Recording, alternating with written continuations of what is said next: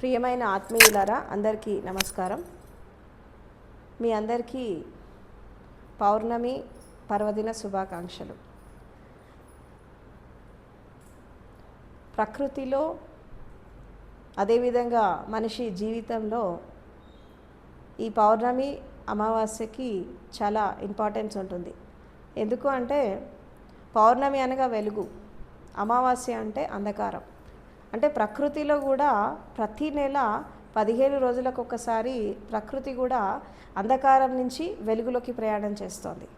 అంటే ఈ సమస్త సృష్టిలో మనం చూస్తూ ఉంటే చీకటి వెలుగులు అనేది మనకి పరస్పరంగా వెలుగు నుంచి చీకటికి, చీకటి నుండి వెలుగుకి సమస్త విశ్వం ప్రయాణం చేస్తోంది. అసలు వాస్తవానికి ఇంకొక విషయం చెప్పాలి అంటే ఏంటంటే చీకటి వెలుగులు అనేవి రెండు కాదు, ఒకటే. ఎట్లా ఒకటి అంటే ఇది ఒక నాణ్యానికి రెండు వైపులాగా ఉంటాయి. ఇప్పుడు 2 sides of 1 coin అన్నట్టు. అంటే ఒకవైపు వెలుగుంటుంది, ఇంకోవైపు చీకటి ఉంటుంది. అయితే ఈ చీకటి నుండి వెలుగులోకి ప్రయాణం చేయాలి అంటే ఒక వ్యక్తి కానీ, ఒక జీవి కానీ, ఒక స్థితి కానీ ప్రయాణం చేయాలంటే 360 degrees టర్న్ కావాలి. అంటే ఈ కాయిన్ అనేది ఇట్లా కంప్లీట్గా రొటేట్ అయిపోయి అటుముఖం చేయాలి. సో అదేవిధంగా ఇప్పుడు మనకి ఈ బ్రహ్మతత్వం గురించి మనం చూస్తూ ఉంటే ఇప్పుడు బ్రహ్మకి మనకి 3 ముఖాలు ఉంటాయి, మనకు సింబాలిక్గా చూపిస్తారు. ఒకటి స్ట్రైట్ చూస్తుంది, ఒకటి లెఫ్ట్ చూస్తుంది, ఒకటి రైట్ చూస్తుంది, తర్వాత వెనకాల ఇంకొకటి ఉంటుంది, 4వ ముఖం ఉంటుంది.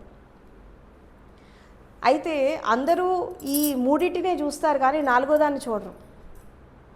అసలు ఆ 4వ ముఖమే బ్రహ్మజ్ఞానం. అంటే మనిషి జీవితంలో స్ట్రైట్ చూస్తాడు, లెఫ్ట్ చూస్తాడు, రైట్ చూస్తాడు, కిందికి చూస్తాడు, పైకి చూస్తాడు, కానీ బ్యాక్ మాత్రం చూడడు. అంటే మనిషి జీవితం అనేది అంటే ఒక వ్యక్తి పుట్టినప్పటి నుంచి చచ్చిపోయేదాకా మనిషి యొక్క స్థితి, మనిషే కాదు ఏ జీవి యొక్క స్థితి అయినా ఎలా ఉంటుందంటే కింద, పైన, కుడి, ఎడమ, స్ట్రైట్ వీటినే చూస్తారు కానీ బ్యాక్ చూసుకోరు. ఎవరు బ్యాక్ వాళ్ళు చూసుకోరు. అంటే బ్యాక్ బైటింగ్ చేస్తారు వేరే వాళ్ళు, కానీ వీళ్ళ బ్యాక్ వీళ్ళు చూసుకోరు. అంటే ఇది ఎందుకు జరుగుతుందంటే మనిషికి ఎప్పుడు కూడా ఎదురుగా ఉన్నటువంటి వస్తువులని, ఎదురుగా ఉన్నటువంటి స్థితులని, పక్కగా ఉన్నటువంటివి, కింద ఉన్నవి, పైన ఉన్న వాటిని చూసేటటువంటి స్థితి మనిషి లోపల సాధారణంగా ఉంటుంది, కానీ బ్యాక్ చూసేటటువంటి స్థితి ఉండదు. అందుకే మీరు శాస్త్రవేత్తలను చూడండి, సైంటిస్టులను చూడండి, వాళ్ళు రీసెర్చ్ చేసేటటువంటి క్రమంలో వాళ్ళు భూమి లోపల ఉన్నవి, తర్వాత వాయువులో ఉన్నవి, పంచభూతాల్లో ఉన్నవి, పంచతత్వాల్లో ఉన్నవి, తర్వాత ఆకాశంలో ఉన్న వాటిని వాళ్ళు రీసెర్చ్ చేసి కనిపెడతారే కానీ అసలు వీటన్నిటి వెనకాల ఉండేటటువంటి ఆ 4th డైమెన్షన్ ఏంటి అనేది వాళ్ళకి తెలీదు. ఇప్పుడు ఈవెన్ సైంటిస్టులు కూడా 3 డైమెన్షనల్ లైఫ్లోనే ఎక్కువ వెళ్తూ ఉంటారు, కానీ 4th డైమెన్షనల్ లైఫ్ అనేది వాళ్ళకు కూడా అర్థం కాలేదు. ఈ మధ్యకాలంలో కొంత రీసెర్చ్ జరుగుతోంది. ఏంటి అంటే వాళ్ళు కూడా వెతుకుతున్నారు. దేనికోసం అంటే వీటన్నిటికీ కారణమైనటువంటి మూలం ఏదైనా ఉందా, ఈ యూనివర్స్ అనేది నడుస్తోంది, దీని వెనకాల ఏమైనా సీక్రెట్ ఉందా, వీటన్నిటిని నడిపించడానికి ఏదో ఒక అద్భుతమైనటువంటి ఒక శక్తి అనేది ఉంది కావచ్చు అని ఈ మధ్యలో ఆ విధంగా రీసెర్చ్ జరుగుతుంది. ఇప్పుడు గాడ్ పార్టికల్ అంటున్నాం మనం. గాడ్ పార్టికల్ అని మన హిగ్స్ బార్న్ థియరీ ప్రకారం చూసినా కానీ గాడ్ పార్టికల్ అని ఒకటి కనిపెట్టారు. అంటే యూనివర్స్కి ఆధారమైనటువంటి ఒక మూల కణం, దానికి వాళ్ళు ఇచ్చిన పేరు ఏంటంటే గాడ్ పార్టికల్. సో ఈ గాడ్ పార్టికల్ అనేది ఎలా పనిచేస్తుంది, ఈ యూనివర్స్ అనేది ఎలా ఏర్పడింది, ఇప్పుడు ఈ మధ్యకాలంలో కొంతమంది రీసెర్చ్ చేస్తున్నారు. ఇప్పుడు మనకి స్టీఫెన్ హాకింగ్ కావచ్చు, అండ్ కొంతమంది సైంటిస్టులు బిగ్ బ్యాంగ్ థియరీ ప్రకారం తీసుకున్న and cause and effect theory, relativity theories, వీటన్నిటిని చూస్తూ ఉంటే కూడా అంటే ఈవెన్ న్యూటన్ కూడా చాలా రీసెర్చ్ చేశాడు దీనిపైన. Action for reaction, for every action there is an equal and opposite reaction. ఈ కొన్ని థియరీస్ ప్రకారం మనం చూస్తుంటే కూడా ఈ యూనివర్స్ ఏర్పడడానికి కారణమైనటువంటి ఒక మూలమైనటువంటి తత్వం అనేది ఒకటి ఉంది అని చెప్పి సైంటిస్టులు కూడా ఈ మధ్యలో రీసెర్చ్ చేస్తున్నారు. అండ్ ఫస్ట్ దీని మీద ప్రయోగం చేసింది ఎవరు అంటే మొత్తం ప్రపంచంలో దీని మీద ఫస్ట్ అంటే స్పిరిచువలిస్టులను పక్కకు పెట్టండి, మనము శాస్త్రవేత్తలను చూద్దాం, భౌతికవాదులను చూద్దాం. ఎవరు దీని మీద ఫస్ట్ రీసెర్చ్ చేశారు? అసలు ఒకప్పుడు కేవలం మనిషికి మాత్రమే ప్రాణం ఉంటుంది, మనిషి మాత్రమే స్పందించగలడు, తర్వాత ఇతర జీవరాశులు వాళ్ళకి స్పందన పెద్దగా ఉండదు అని చెప్పి ఒకప్పుడు మనిషికి మాత్రమే ప్రయారిటీ ఇచ్చేవాళ్ళు. కానీ ఫస్ట్ టైము మనకి జగదీష్ చంద్రబోస్, ఆయన మనకి జెనెటిక్ ఇంజనీరింగ్లో శాస్త్రవేత్త, మన ఇండియన్ సైంటిస్ట్. తను ఏం చేశాడంటే మొక్కలకు కూడా ప్రాణం ఉంటుంది, మొక్కలు కూడా మనకి స్పందిస్తాయి, వాటి భావాలు మనం అర్థం చేసుకోవచ్చు, మన భావాలు వాటికి అర్థమవుతాయి, మన ఫీలింగ్స్ వాటితో షేర్ చేయొచ్చు అని చెప్పి ఫస్ట్ రీసెర్చ్ చేసి ఆయన కనిపెట్టాడు. మొక్కలు కూడా మనకి స్పందిస్తాయి అని చెప్పి. ఇంకా దాని తర్వాత అనేక రకాల జీవరాశులపైన ఈ ప్రయోగం అనేది జరిగింది. రకరకాల సైంటిస్టులు, రకరకాల ఇప్పుడు ఈయన హర్గోబింద్ ఖోరానా, కొంతమంది సైంటిస్టులు ఉన్నారు. వీళ్ళంతా కూడా చాలా రీసెర్చ్ చేశారు. ఇండియన్ సైంటిస్టులు చాలామంది రీసెర్చ్ చేశారు. ఈ రీసెర్చ్ చేయడంలో ఏమైపోయిందంటే ఏదో ఒక ప్రాణము, ఏదో ఒక శక్తి అనేది ప్రతి జీవం లోపల ఉంది, అదే అన్ని విధాలుగా స్పందిస్తోంది, అది మనిషి లోపల కూడా ఉంది, అదే సకల విశ్వంలో కూడా ఉంది అని చెప్పి ఈ పరామనోవైజ్ఞానికులు అని అంటారు. అంటే బియాండ్ సైకాలజీ అధ్యయనం చేసేటటువంటి కొంతమంది శాస్త్రవేత్తలు ఉన్నారు. సో వాళ్ళు చెప్పారు, అంటే కాన్షియస్నెస్ మీద రీసెర్చ్ జరుగుతుంది, అండ్ ఆరా మీద రీసెర్చ్ జరుగుతుంది ఈ మధ్యకాలంలో, అండ్ రకరకాల రీసెర్చెస్ చాలా జరుగుతున్నాయి. అంటే ఈ సైన్స్ అండ్ టెక్నాలజీ ఎంత డెవలప్ అవుతుందో మనిషి సత్యానికి అంత దగ్గర అవుతున్నారు. యాక్చువల్గా ఇది చాలామంది ఇది కలియుగం అంటారు, కానీ తప్పది. నేను అంటే ఇది సత్యయుగం అంటా నేను. ఎందుకు అంటే ఇప్పుడు ఒకప్పుడు ఎవరైనా ఏదైనా తప్పు చేసినప్పుడు వాళ్ళని కనిపెట్టడానికి కొన్ని సంవత్సరాలు పట్టేది, ఒక దొంగను పట్టుకోవాలి. ఇప్పుడు ఫ్రాక్షన్ ఆఫ్ సెకండ్స్లో పట్టుకుంటున్నారు. ఎంత పెద్ద నేరం చేసినా, ఎంత టాక్టీస్గా చేసినా, ఎంత దొరకకుండా చేసినా ఏదో ఒక చిన్న క్లూ దొరికితే కూడా మొత్తం తీగంతా లాగేస్తున్నారు మొత్తం. అంటే బికాజ్ ఆఫ్ టెక్నాలజీ. అంటే ఒక విధంగా చెప్పాలంటే మనం సత్యం వైపు అడుగులు వేస్తున్నాము. హింస ఎంత ఉన్నా, అసత్యాలు ఎన్ని ఉన్నా, అబద్ధాలు ఎన్ని ఉన్నా, ఎంత నేరాలు ఘోరాలు జరిగినా మనం సత్యం అనేది దాగట్లేదు. సత్యం తన దారి తాను వెతుక్కుంటా బయటికి వస్తోంది, చాలా ఫాస్ట్గా వస్తుంది ఈ రోజుల్లో బికాజ్ ఆఫ్ దిస్ టెక్నాలజీ. ఇప్పుడు రాను రాను ఈ ఆర్టిఫిషియల్ ఇంటెలిజెన్సీ ఎంతైతే డెవలప్ అవుతుందో మనకి ప్రపంచంలో, ఇంకా మనిషి తప్పు చేయాలంటే భయపడే రోజులు కూడా వచ్చేటట్టున్నాయి ముందు రోజులలో. మనం చాలా మూవీస్లో చూసాము, చాలా రకాల వీడియోస్లో కూడా చూస్తున్నాం. అంటే మనిషి తప్పు ఆలోచించాలంటే కూడా భయపడాలి, ఇంకా తప్పు చేయడం సంగతి కాదు.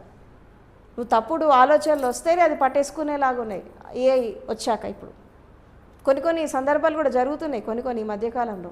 అంటే we are going in a right way, మనం ఒక ట్రూత్ వైపు ట్రావెల్ చేస్తున్నాం.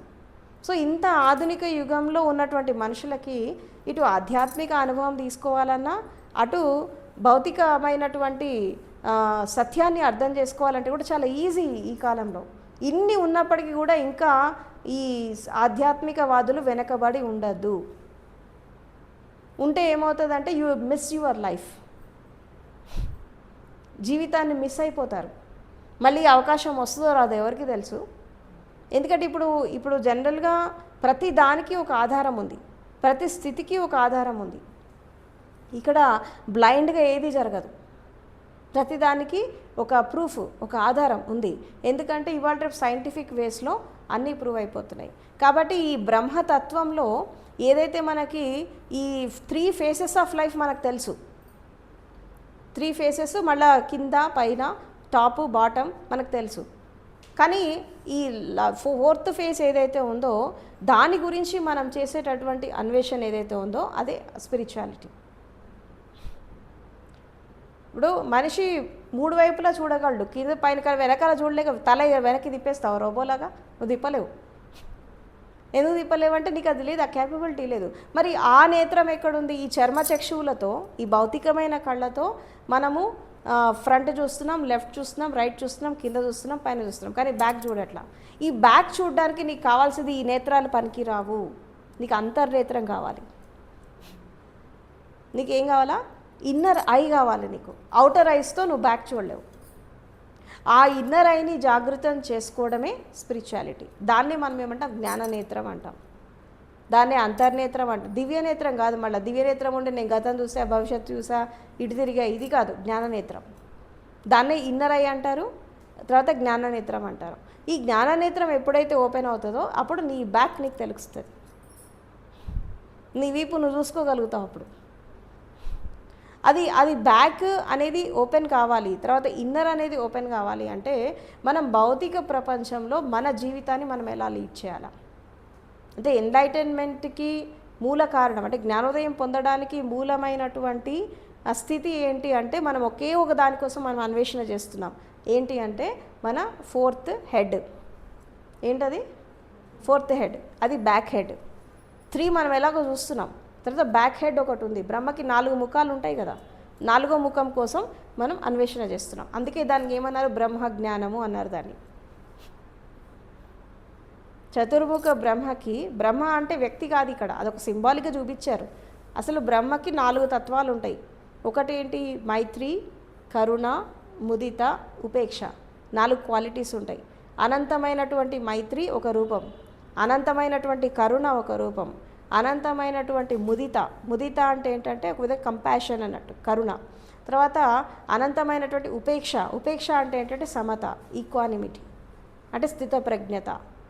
ఈ 4 ఈ చతుర్ముఖ బ్రహ్మకి ఉండేటటువంటి లక్షణాలు ఇవి. సో ఎప్పుడైతే మనం ఈ 4th డైమెన్షన్ లైఫ్కి వెళ్తామో అప్పుడే మనిషికి స్థితప్రజ్ఞత వస్తుంది. అప్పటిదాకా ఈ 3 డైమెన్షనల్ లైఫ్లో ఉన్నంతకాలం, అది మామూలు వ్యక్తి అయినా ఒక సాధకుడైనా, ఈ 3 డైమెన్షనల్ లైఫ్ లీడ్ చేసినంతకాలం వీళ్ళ లోపల స్థిరత్వం రాదు, స్థితప్రజ్ఞత రాదు, ఏది రాదు. కొంచెం బ్యాలెన్సింగ్ వచ్చినప్పటికీ కూడా మళ్ళీ ఇంబ్యాలెన్స్ అవుతున్నారు కదా. ఇప్పుడు వాస్తవానికి రకరకాల అనుభవాలు ధ్యానంలో ఉన్నప్పుడు, రకరకాల స్థితుల్లో రకరకాల ఎక్స్పీరియన్సెస్ జరుగుతున్నప్పటికీ కూడా మీ బుద్ధి ఎందుకు మారట్లేదు? మీ మనసు ఎందుకు మారట్లేదు? ఈ జీవిత పరివర్తన ఎందుకు రావట్లేదు అంటే ఆ వచ్చింది తాత్కాలికం, శాశ్వతం కాదు. వస్తుంది పోతుంది, వస్తుంది పోతుంది, ఎక్కుతున్నారు పడిపోతున్నారు. అక్కడ స్టెబిలిటీ ఎక్కడుంది? స్థితప్రజ్ఞత అంటే ఏంటి? స్థితి ఏదైనా నీకు జ్ఞానం ఉండాలి. నువ్వు ఎలాంటి పరిస్థితిలో ఉన్నా, అది మరణమైన, సుఖమైన, దుఃఖమైన, త్యాగమైన, ఏదైనా అక్కడ నీకు ప్రజ్ఞ అంటే ఏంటి? జ్ఞానం. ఈ జ్ఞానం ఎందుకు రావట్లేదు నీకు ప్రతి ఒక్క స్థితి నుంచి? ఎందుకు రావట్లేదంటే నువ్వు ఇంకో 4th డైమెన్షనల్లోకి నువ్వు ఎంటర్ కాలేదు. ఎందుకంటే నీకు జ్ఞాననేత్రం ఓపెన్ కాలేదు. జ్ఞాననేత్రం ఓపెన్ కాకపోతే స్థితప్రజ్ఞత అనేది రాదు. ఏముంది? సమంగా ఉండాలి, సమతతో ఉండాలా, ప్రజ్ఞతో ఉండాలని చాలామంది చెప్తారు. ఎంతమంది ఉంటారు దాంట్లో? సుఖం ఉన్నప్పుడు ఉంటారు సమతలో, మరి దుఃఖం వచ్చినప్పుడు, ఎవరైనా చచ్చిపోయినప్పుడు నీకు ఏడుపు వస్తలేదా? ఎందుకు వస్తుంది ఏడుపు? చచ్చిపోతే దుఃఖం ఎందుకు వస్తుంది అంటే నీకు ఇక్కడ జ్ఞానం లేదన్నట్టే. ఇక్కడ జ్ఞానం ఉంటే ఎవరు ఏడవరు, ఎందుకంటే ఆ జ్ఞానం నీకు తెలుసు కాబట్టి. చచ్చిపోయిన వాళ్ళకి ఏమవుతుంది, ఎటుపోతారు, ఏంటి, ఈ జ్ఞానం నీకు ఉంటే నీకు దుఃఖం ఎందుకు వస్తుంది? నువ్వు ఏడుస్తున్నావు అంటే నీకు అది లేదన్నట్టు. జ్ఞాననేత్రం ఇంకా ఓపెన్ కాలేదు, నువ్వు ఇంకా భౌతికంలోనే ఉన్నావు, ఇంకా నువ్వు 3 డైమెన్షనల్ లైఫే లీడ్ చేస్తున్నావు. 4th డైమెన్షనల్లోకి నువ్వు ఎంటర్ కాలేదు. ఎవరైనా తిడితే కోపం వస్తుంది, నిందలేస్తే కోపం వస్తుంది, అవమానిస్తే కోపం వస్తున్నాయి. ఈ కామక్రోధ లోపాలు ఎందుకు పోవట్లేదు అంటే నువ్వు ఇంకా 3 డైమెన్షనల్లోనే ఉన్నావు. 4th డైమెన్షన్లోకి వెళ్తేనే నీకు ఇవన్నీ పోతాయి. ఇప్పుడు ఈ అరిషడ్ వర్గాలు, ఈ పంచభూతాలు, పంచతత్వాలు, పంచప్రాణాలు, తర్వాత 21 ఇంద్రియాలు, శరీరము, మనసు, బుద్ధి, అహంకారం, ఈ మేధస్సు, ఇవన్నీ కూడా ఇవి 3 డైమెన్షనల్లోనే ఉంటాయి. కానీ 4th డైమెన్షనల్లో పోవాలంటే ఇవన్నీ కూడా 0 కావాలి. అంటే ఒక విధంగా చెప్పాలంటే ఇన్నాళ్ళు నువ్వు సంపాదించింది ఏదైతే ఉందో భౌతికంగా అదంతా కూడా ఏకత్వంలోకి రావాలి.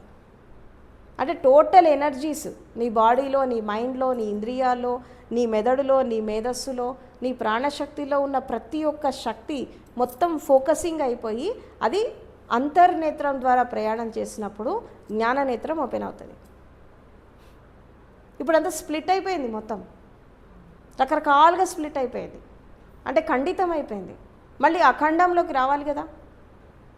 ఇప్పుడు మనం అఖండ దీపం పెడతాం, అఖండ దీపం ఏం చేస్తాం? పెద్ద ఒత్తి ఒకేలాగా నలిపేసి 10 ఒత్తులను ఒకేలాగా చేసి ఒకటే దీపం వెలిగిస్తాం. ఎందుకు అఖండ దీపం వెలిగిస్తాము అంటే అఖండం అంటే ఖండితం కానిది, దివ్యంగా వెలిగేది అది. సో జ్ఞాననేత్రం అనేది అఖండంగా వెలుగుతుంది నీ లోపల, కానీ నువ్వు చూసుకోలేదా, నిద్రపోతున్నావు. నిద్రపోతే అది ఎట్లా వెలుగుతుంది? అన్కాన్షియస్గా అది ఆరిపోతుంది. కాబట్టి ఇక్కడ ఈ జ్ఞాననేత్రం అనేది ఓపెన్ కావాలన్నా, దివ్యనేత్ర అనుభవాలు నీకు శాశ్వతం కావాలన్నా జ్ఞాననేత్రం ఓపెన్ కావాలి. లేకుంటే దివ్య జ్ఞానం యొక్క అనుభవాలు కూడా వస్తాయి పోతాయి. ఇప్పుడు ఆస్ట్రల్ ట్రావెల్ జరగడము, అవునా, తర్వాత గతం చూసుకోవడం, భవిష్యత్తు చూసుకోవడం, విశ్వాన్ని చూడడం, ఇదంతా కూడా ఏంటి, ఇది థర్డ్ ఐ ఎక్స్పీరియన్సెస్. ఇవి వస్తున్నాయి పోతున్నాయి, అవునా. కానీ ఎప్పుడైనా దాంట్లో స్థిరమైపోయావా? 24 hours 365 days ఆ స్థితిలో నువ్వు ఉంటున్నావా? ఎందుకు ఉండలేకపోతున్నావు? ఆన్ అండ్ ఆఫ్ ఎందుకు జరుగుతోంది? అప్స్ అండ్ డౌన్స్ ఎందుకు జరుగుతున్నాయి? అందుకుంటున్నావు పడిపోతున్నావు. శాంతి 24 hours ఉంటుందా? ప్రశాంతత 24 hours ఉంటుందా? ప్రేమతత్వం 24 hours ఉంటుందా? ఇవన్నీ ఎందుకు కంటిన్యూ కావట్లేదు? ఈ ప్రేమ ద్వేషంలాగా ఎందుకు? కొంతమంది మీదే ప్రేమ ఎందుకు వస్తుంది? కొంతమంది మీదే కరుణ ఎందుకు వస్తుంది? ఈ ద్వేషం అనేది ఎందుకు పోవట్లేదు? ఇది అన్లిమిటెడ్ ఎందుకు కావట్లేదు? నీ లోపల ఈ క్వాలిటీస్ లేవని కాదు, ఉన్నాయి, కానీ ఇది అన్లిమిటెడ్ ఎందుకు కావట్లేదు? లిమిటెడ్గానే ఎందుకు వస్తున్నాయి? కండిషనింగ్గానే ఎందుకు వస్తున్నాయి? అన్కండిషనల్గా ఎందుకు వెళ్ళలేకపోతున్నావు అంటే నీకు అక్కడ జ్ఞానం లేదు. జ్ఞానం అనేది పరిపూర్ణం కాకపోతే నీకు అక్కడ ఇవి ఫుల్ఫిల్మెంట్ జరగవు. మూర్ఛలో కనబోతారు, నిద్రలో కనబోతారు, అన్కాన్షియస్ అన్న అవుతారు, అహంకారం అన్న వచ్చేస్తుంది, ఇంకేదో వచ్చేస్తుంది. ఈ క్వాలిటీస్ అన్నీ వచ్చినప్పుడు ఎక్కడ నీకు ఆ ఫుల్ఫిల్మెంట్ ఎక్కడ జరుగుతుంది?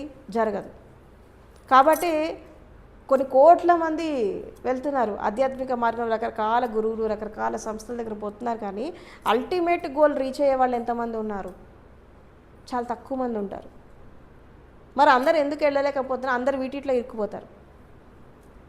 ఇందాక నేను చెప్పినట్టు, ఒకటి గురువుల పట్ల వ్యామోహం, సంస్థల పట్ల వ్యామోహం, టెక్నిక్స్ పట్ల వ్యామోహము, తర్వాత వాళ్ళకు వచ్చిన అనుభవాల పట్ల వ్యామోహము, వాళ్ళ బంధనాల పట్ల వ్యామోహము, భౌతిక జీవితం పట్ల వ్యామోహము, కామక్రోధాల పట్ల వ్యామోహము, ఇంద్రియాల పట్ల వ్యామోహము, కోరికలు, వాసనలు, సంస్కారాలు, ఇవన్నీ అడ్డుపడుతుంటే ఆ పరమసత్యానికి ఎట్లా పోతారు? అంటే ఇప్పుడు ప్రపంచంలో మామూలుగా ఒక వ్యక్తి జీవిస్తున్నప్పుడు ఆ వ్యక్తి గురువు దగ్గరకు వచ్చాక జరిగేది ఏంటి? సింపుల్గా ఒకటే జరుగుతుంది, ఏంటంటే నువ్వు చెడు వదిలేసి మంచిలోకి వస్తావు, అవునా. గతాన్ని వదిలేసి వర్తమానంలోకి వస్తావు. ఇది జరుగుతుంది ప్రతి గురువు దగ్గర కూడా. అయితే నువ్వు ఇంకా ముందుకు వెళ్ళాలి అంటే నీ వర్తమానాన్ని కూడా నువ్వు వదిలేయాలి. గతం ఎలాగో వదిలేయాలి, భవిష్యత్తు ఎలాగో వదిలేయాలి, వర్తమానాన్ని కూడా వదిలేయాలి. కాలాతీత స్థితి ఎట్లా వస్తుంది? భూత భవిష్యత్తు వర్తమాన కాలాలు వదిలేయాలి. Okay, well better. ఎప్పుడు గతంలో భవిష్యత్తులో బతికేదానివి గురువు దగ్గరకు వచ్చాక వర్తమానంలోకి వచ్చావు, నైస్. బట్ ఈ ప్రజెంట్ టెన్స్ కూడా వదిలేయాలి. కాలాతీత స్థితి, బియాండ్ టైం వెళ్ళిపోవాలి కదా.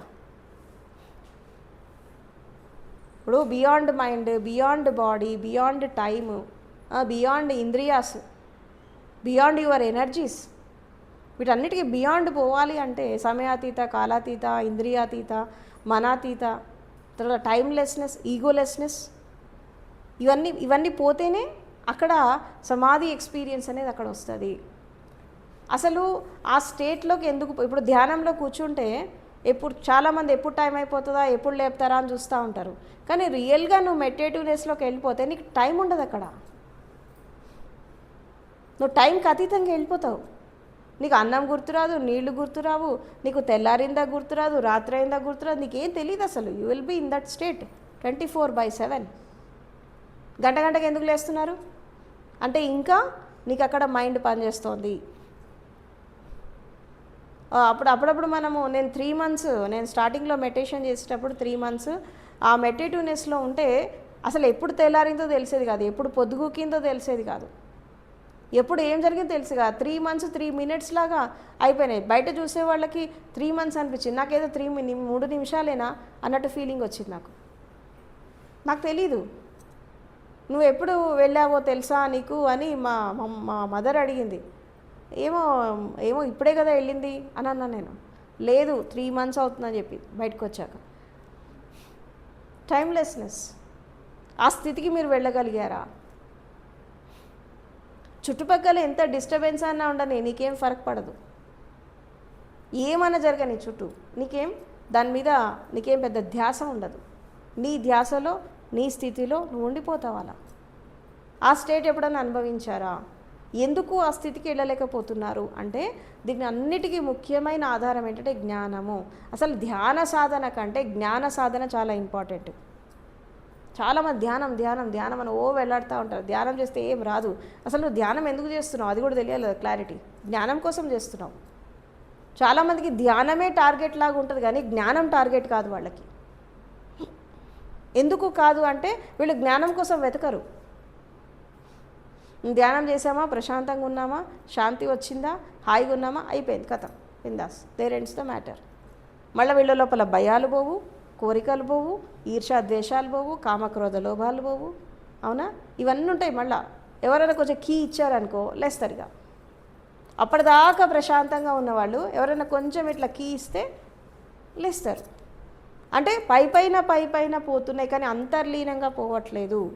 నీ సబ్కాన్షియస్ మైండ్లో అలాగే ఉంటున్నాయి. అన్లెస్ అంటే నీ సబ్కాన్షియస్ మైండ్లో ప్యూరిఫికేషన్ జరగనంత వరకు నువ్వు మొత్తం ప్యూరిఫై అయినట్టు కాదు. ఇప్పుడు కాన్షియస్, ఇంటలెక్ట్, తర్వాత అన్కాన్షియస్ ప్యూరిఫై అయినంత మాత్రాన సబ్కాన్షియస్ కాకపోతే నీకు ప్యూరిఫై అయినట్టు కాదు. ఎందుకంటే నీ సబ్కాన్షియస్ మైండే 80% ఉంటుంది, ఇది ఓన్లీ 20. నీ బుద్ధి, నీ నీ చేతన, నీ అన్కాన్షియస్ అంతా 20%. మిగతా 80% అంతా సబ్కాన్షియస్ ఉంటుంది. ఈ సబ్కాన్షియస్ క్లీన్ కాకపోతే నువ్వు ముందుకు పోలేవు, ఇది పోనీయదు. ఎందుకంటే దీంట్లో రకరకాలు ఉంటాయి. కాబట్టి ఈ సబ్కాన్షియస్ అనేది క్లీన్ కావాలి అంటే అది ఎట్లా క్లీన్ అవుతుంది? ధ్యానం ద్వారా కాదు, జ్ఞానం ద్వారా అవుతుంది. అది దానికి జ్ఞానం కావాలా. జ్ఞాన వికాసం జరిగితేనే ఏది అవసరం, ఏది అనవసరం, ఏది పట్టుకోవాలి, ఏం పట్టుకోవద్దు, ఎవరితో ఉండాలా, ఎవరితో ఉండద్దు, ఎట్లా ఉండాలి, ఏంటి అనేది దానికి ఒక జ్ఞానం వస్తేనే అది జ్ఞాన సాధన ద్వారానే సాధ్యమవుతుంది. దానికి బూస్టప్ అంతా విజ్డమే. దానికి అది విజ్డమ్తోనే మార్పు చెందుతుంది. మెడిటేషన్ కేవలము బాడీ, మైండ్, హార్ట్, ఇంద్రియాస్ వరకే మెడిటేషన్. ఇది ప్యూరిఫికేషన్ చేయడానికి ధ్యానం పనికి వస్తుంది. దాని తర్వాత యోగము, జ్ఞానము, భక్తి, తర్వాత వైరాగ్యము, సమాధి, ఇది సబ్కాన్షియస్ మైండ్ని ప్యూరిఫికేషన్ చేస్తుంది. దాన్ని అంటారు విషయ వస్తు వివేక జ్ఞానం. సాధనా చతుశ్రయంలో ఉంటుంది ఇది. ఈ విషయ వస్తు వివేక జ్ఞానం వచ్చినప్పుడే నీ లోపల సబ్కాన్షియస్ ప్యూరిఫికేషన్ జరుగుతుంది. అప్పటిదాకా ఈ జ్ఞాన వికాసం అనేది జరగదు. వీటి గురించి ఎవరు యోగమా ఇది మంది కాదు. బుద్ధిస్టులు ఏమనుకుంటారు తెలుసా? యోగా అనగానే ఇది మంది కాదు, బుద్ధుడు చెప్పలేగా యోగం కోసం, ఇది మంది కాదు అనుకుంటారు. అవునా? మిగతా వాళ్ళు ఏమనుకుంటారు? ఇది మాకు గురువు చెప్పలే, ఇది మాకు కాదనుకుంటారు. కానీ స్టెప్ బై స్టెప్ సాధనలోకి వెళ్తేనే ఇవన్నీ కూడా యాక్టివేట్ అయిపోతాయి. అండ్ ఇంకొకటి, నేను ఇంత కాన్ఫిడెంట్గా ఎందుకు చెప్తున్నానంటే ఇవన్నీ నేను నేర్చుకున్నాను. నేను ఒక్కళ్ళ దగ్గర ఆగిపోలేదు. రకరకాల గురువులు, రకరకాల సాధనలు ఎందుకు చేశానంటే మనం ఒక ఎలాంటి కళంకం లేకుండా, ఇది కూడా చెప్తున్నాను, ఎలాంటి కళంకం లేకుండా, ఎలాంటి మరక లేకుండా మన యొక్క ఆత్మ శుద్ధి జరగాలి, ఆత్మశుద్ధి కూడా జరగాలి. కేవలం శరీర శుద్ధి, మనశుద్ధి, భావశుద్ధి కాదు, ఆత్మశుద్ధి జరగాలి. అందుకే ఏమని చెప్తారు? ఆత్మశుద్ధి లేని ఆచారం అది ఎలా, బాండశుద్ధి లేని పాకమేలా, చిత్తశుద్ధి లేని శివపూజలేలరా, విశ్వదాభిరామ వినురవేమ అని చెప్తాడు. అంటే ఆత్మ కూడా శుద్ధి శరీర శుద్ధి, మనశుద్ధి జరగాలి, కానీ ఆత్మ కూడా శుద్ధి జరగాలి. ఎందుకంటే ఎన్నో లైఫ్స్ నుంచి ఈ ప్రాణం అనేది రకరకాల జీవితాలు, రకరకాల శరీరాలు, రకరకాల అనుభవాలు ఇవన్నీ తీసుకొని ఆత్మ కూడా అశుద్ధమైపోయింది. అది కూడా శుద్ధి జరగాలి. అప్పుడు ఈ ఆత్మ ఎట్లా అంటే వైట్ పేపర్ లాగా అయిపోవాలి, ప్యూర్, మొత్తం ప్యూర్ కాన్షియస్నెస్, ఇంత కూడా ఇంప్యూరిటీ ఉండదు. అప్పుడు అది యూనివర్సల్ కాన్షియస్నెస్తో కలుస్తుంది. అంటే నువ్వు దాని నుంచి వేరయ్యేటప్పుడు ఎలాగైతే నువ్వు ప్యూర్గా వచ్చావో మళ్ళీ అంతే ప్యూర్ అయిపోవాలా. ఇది ఎట్లా జరుగుతుంది? ఇదన్నీ విని భయపడద్దు, అమ్మో ఇది మనకు జరుగుతుందా అని. జరుగుతుంది. సింపుల్గా ఇక్కడ కావాల్సింది ఏంటంటే జ్ఞాన సాధన. ప్రతిరోజు జీవితంలో ప్రతి గంటకి మన లోపల ఒకటి ఉండాలి. ఏంటంటే ఏది అవసరం, ఏది అనవసరం, ఏది సత్యం, ఏది అసత్యం, ఏది శాశ్వతం, ఏది అశాశ్వతం అనేది ఒక అనాలిసిస్ ఉండాలి మన లోపల మనకి. అప్పుడు ఏమవుతుందంటే మనం అవసరమైనవే చేస్తాం, మనం సత్యవంతమైనవే చేస్తాం, మనం ధర్మబద్ధమైనవే చేస్తాం. అంతేగాని అనవసరమైన వాటికి మనం ఇంటర్ఫియర్ కాము, అనవసరమైన విషయాల్లో మనం పోము. చాలా వరకు జీవితం ఎక్కడ వేస్ట్ అవుతుందంటే అనవసరమైన విషయాలలో లైఫ్ ఎక్కువ వేస్ట్ అయిపోతూ ఉంటుంది. అవసరం ఉన్నవి చాలా తక్కువ చేస్తాం మనం, అనవసరమైనవి మనం ఎక్కువ చేస్తాము. దీని ద్వారా ఏం జరుగుతుందంటే మన లైఫ్ సగం సగం అంతా వేస్ట్ అయిపోతుంది. Life is too little to be short అంటారు. జీవితం చాలా చిన్నది, ఎప్పుడు ఏం జరుగుతుందో మనకు తెలియదు. We don't know. మృత్యువు ఎప్పుడు మనిషిని కబళించేస్తుందో మనకు తెలియదు. ఇవాళ రేపు చిన్న చిన్న ఏజ్ ఉన్న వాళ్ళు వెళ్ళిపోతున్నారు, అవునా? అంటే no age limit for death, అది ఎప్పుడైనా రావచ్చు. కాబట్టి ఈ ఉన్న కాస్త లైఫ్ని అంటే భగవంతుడు మనిషికి పెట్టినటువంటి పెద్ద టాస్క్ ఏంటి అంటే లైఫ్ చిన్నది, ఈ చిన్న లైఫ్లోనే నువ్వు అన్నీ సాధించాలి. సాధించాలి అంటే ఏంటి? ఇక్కడ నీకు ఒక విషయం, నీకు ఇక్కడ జ్ఞానం ఉండాలి. తక్కువ టైంలో ఎక్కువ సాధించాలంటే ఏం కావాలా?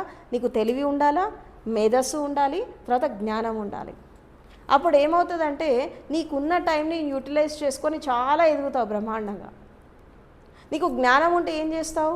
నీకు అర్థమవుతుంది ఏం చేయాలి, ఏం చేయకూడదు, ఏది అవసరం, ఏది అనవసరం, నేను దేనికి ఎక్కువ ప్రయారిటీ ఇవ్వాలా, దేనికి తక్కువ ప్రయారిటీ ఇవ్వాలి. ఇవాళ రేపు నేను చాలా వరకు గమనిస్తున్నా, ఎస్పెషల్లీ ఒక 10 years నుంచి నేను చూస్తున్నా ఏంటంటే, ఒక 10 years బ్యాక్ మనుషుల సైకాలజీ వేరు, ఇప్పుడు చాలా మారిపోయింది. ఏంటి అంటే కేవలం రోటీ కపడా మకాన్, కూడు గూడు గుడ్డ కోసము నానా తంటాలు పడుతున్నారు. కూడు గూడు గుడ్డ ఇవి కావాలంటే డబ్బు కావాలా, ఇక పరిగెత్తిగా. ఈ పరిగెత్తడంలోనే ఈవెన్ వాళ్ళు ధ్యానులైనా, ఆధ్యాత్మికవాదులైనా, సంసారులైనా అందరు ఇలాగే ఉన్నారు. వాళ్ళ గురువు దగ్గరకు వచ్చినా వీళ్ళది జీవితం మారలేదు, ఇంకా దాన్ని ఎప్పుడు పరిగెడుతున్నారు పరిగెడుతున్నారు పరిగెడుతున్నారు పరిగెట్టి పరిగెట్టి ఆఖరికి పోయి ఆ శ్మశానాలు సమాధుల్లో పడతారు. పోయి ఏం సాధించామంటే నథింగ్, రేపు జీరో. ఒక తెగింపు ఉండదు, ఒక ధైర్యము ఉండదు, తను అనుకున్న పని వేరే వాళ్ళకి ఎక్స్ప్రెస్ చేసేటటువంటి ఆ యొక్క మనోధైర్యము ఉండదు. ఇప్పుడు మనము తప్పు చేస్తే భయపడాలి, కానీ సత్య మార్గంలో పోతున్నప్పుడు భయపడద్దు. ఎవరో ఏదో అడ్డుపడ్డారని చెప్పి మన జర్నీని మనం ఆపద్దు, మనం కంటిన్యూ చేస్తూనే ఉండాలి, చేస్తూనే ఉండాలి.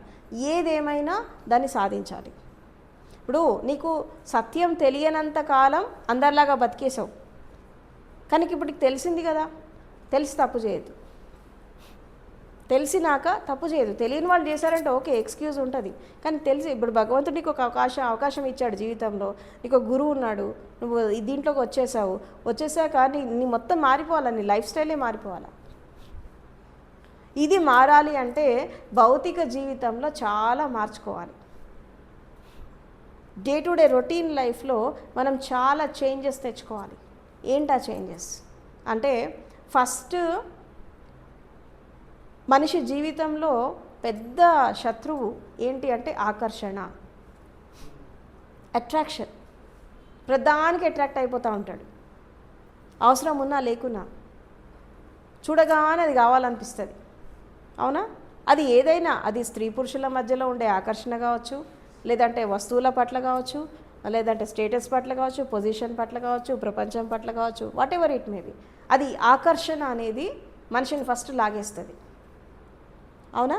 అది డబ్బు మీద కూడా కావచ్చు, సంపద మీద కావచ్చు, ఆస్తుల మీద కావచ్చు, ఏదైనా కావచ్చు. ఒక ఆకర్షణ చూడగానే ఒక అట్రాక్షన్ వచ్చేస్తుంది. ఈ అట్రాక్షన్ వచ్చాక ఏం చేస్తారు? ఫస్ట్ ఏమైపోతుంది? అబ్బా ఇది ఎంత బాగుంది అని అనిపిస్తుంది. ఇది ఎంత బాగుంది అనిపించినప్పుడు అక్కడ ఏం జరుగుతుంది? అది నాకు కావాలి. అప్పుడు ఏమైతే ఐ లైక్ యూ అని వచ్చేస్తుంది కదా. ఎందుకంటే నీకు అది నచ్చింది, కళ్ళకి నచ్చింది, మనసుకు కాదు. ఫస్ట్ నచ్చాల్సింది కళ్ళకి. ఫస్ట్ అట్రాక్ట్ అయ్యేది ఏంటి? బాడీ మైండ్ అట్రాక్ట్ కాదు, కళ్ళు అట్రాక్ట్ అవుతాయి. ఈ కళ్ళు ఎందుకు అట్రాక్ట్ అవుతున్నాయి?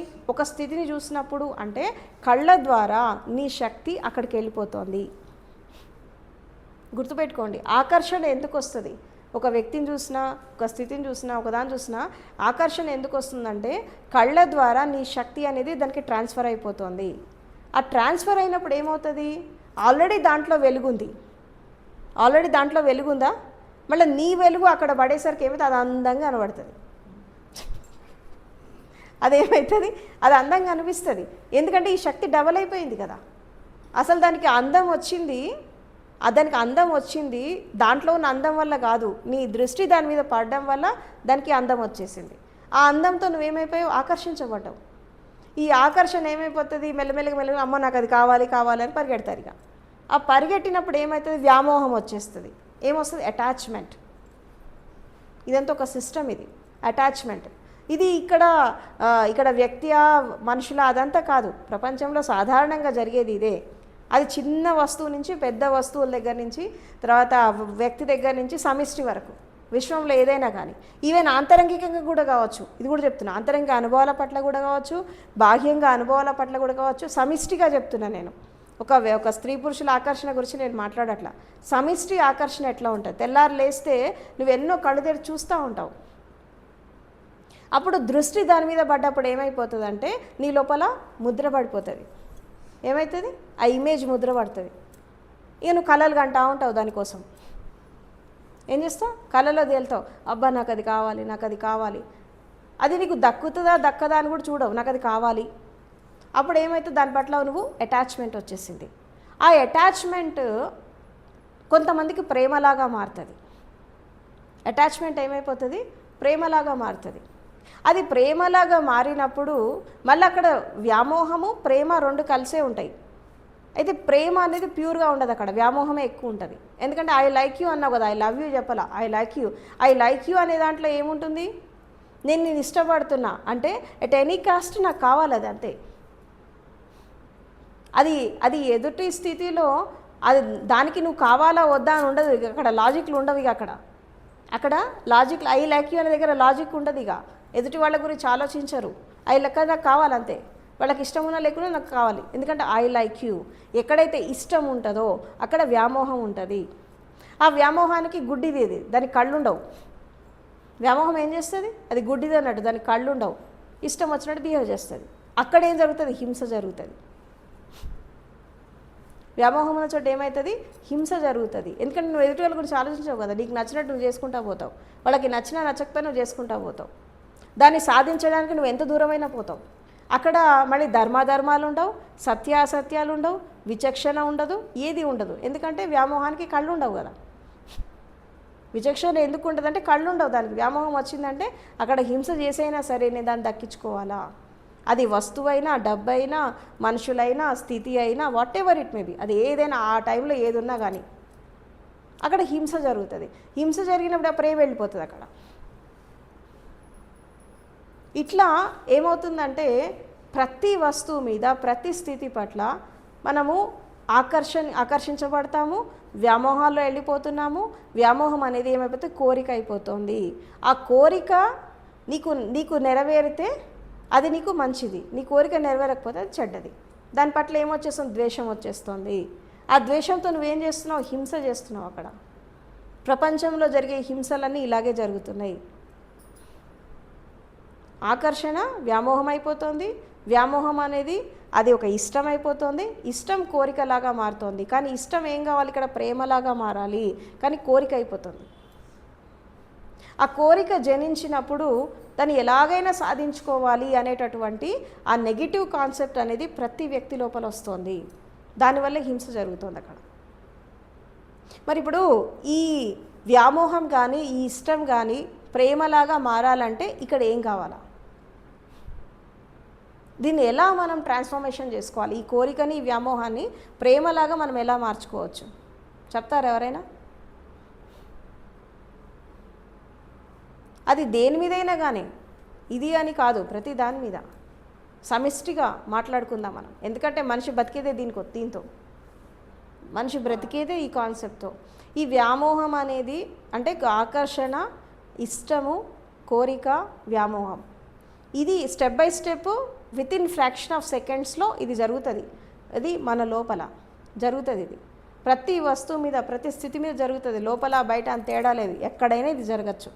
ఈ యొక్క ఇది అనేది మనకి ప్రేమలాగా మారాలంటే మనం ఏం చేయాలి అక్కడ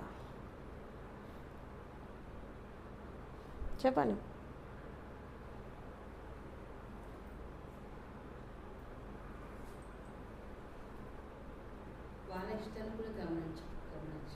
అది వస్తువు అయితే, మనిషి అయితే ఇష్టాలు కనుక, అది వస్తువు అయితే, అది సంపద అయితే ఏం చేస్తావు అక్కడ?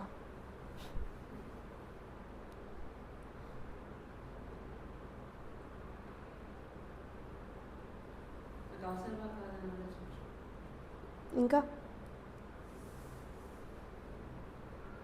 చెప్పండి. అది రావట్లేదు కదా, దాని కొరకు అక్కడ లవ్వే లేదు, అక్కడ అన్కండిషనల్, ఎక్కడ అసలు కండిషన్ లవ్ కూడా లేదు అక్కడ, ఓన్లీ కోరిక ఉంది. అది రావట్లేదు, అందుకే అడుగుతున్నా, అది రావాలంటే ఏం కావాలి? ఇప్పుడు చాలామంది మాటలు మస్తు మాట్లాడతారు, నాకు ప్రాక్టికల్ ఆస్పెక్ట్ కావాలి. ఇప్పుడు మెజారిటీ పీపుల్కి, మీరు అది మీ లోపల చాలా ఉంటాయి, మిమ్మల్ని మీరు అబ్జర్వ్ చేసుకోండి. మెజారిటీ పీపుల్కి ఆకర్షణ, ఇష్టము, వ్యామోహం, కోరిక వరకే ఆగిపోతారు, అది ప్రేమలాగా మారదు. మెజారిటీ ఎక్కడో నూటికో కోటికో వాళ్ళకి మారుతుందేమో, అది ప్రేమలాగా. కానీ చాలామందికి ఈ వ్యామోహం దగ్గర, అటాచ్మెంట్ దగ్గర ఆగిపోతారు. ఆ అటాచ్మెంట్ ఎట్లా ఉంటుంది? నీకు దక్కితే ఒకలాగా, దక్కకపోతే ఇంకోలాగా.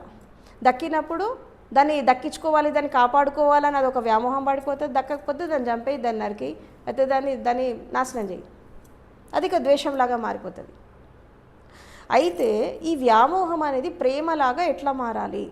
దీన్ని మనం ఎలా ట్రాన్స్ఫర్ చేసుకోవాలి? ఈ ఇష్టాన్ని, వ్యామోహాన్ని ప్రేమలాగా ఎలా ట్రాన్స్ఫర్మేషన్ చేసుకుంటారు?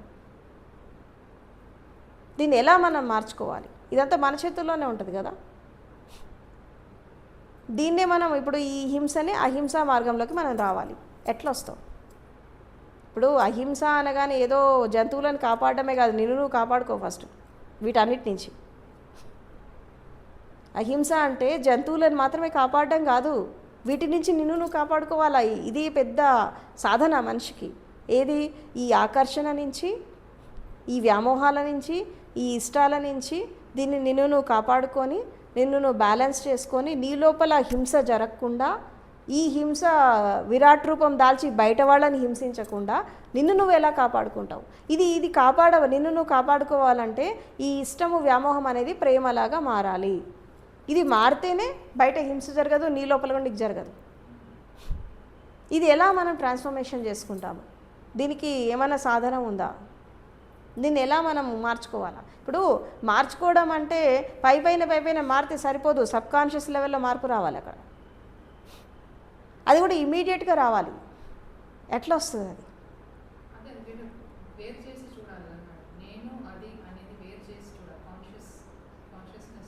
ఇప్పుడు అది కూడా లేదు. నేను సాధారణంగా మాట్లాడుతున్నా, మీరు కాన్షియస్నెస్ దాకా పోవద్దు. నేను కామన్ పీపుల్ గురించి మాట్లాడతా. ఇవాళ టాపిక్ అంతా కామన్ పీపుల్కే. ఇది సాక్షి కూడా ఇప్పుడు కాదు, అక్కడ సాక్షి కూడా తెలీదు, అక్కడ వాళ్ళకి జాగృతి లేదు.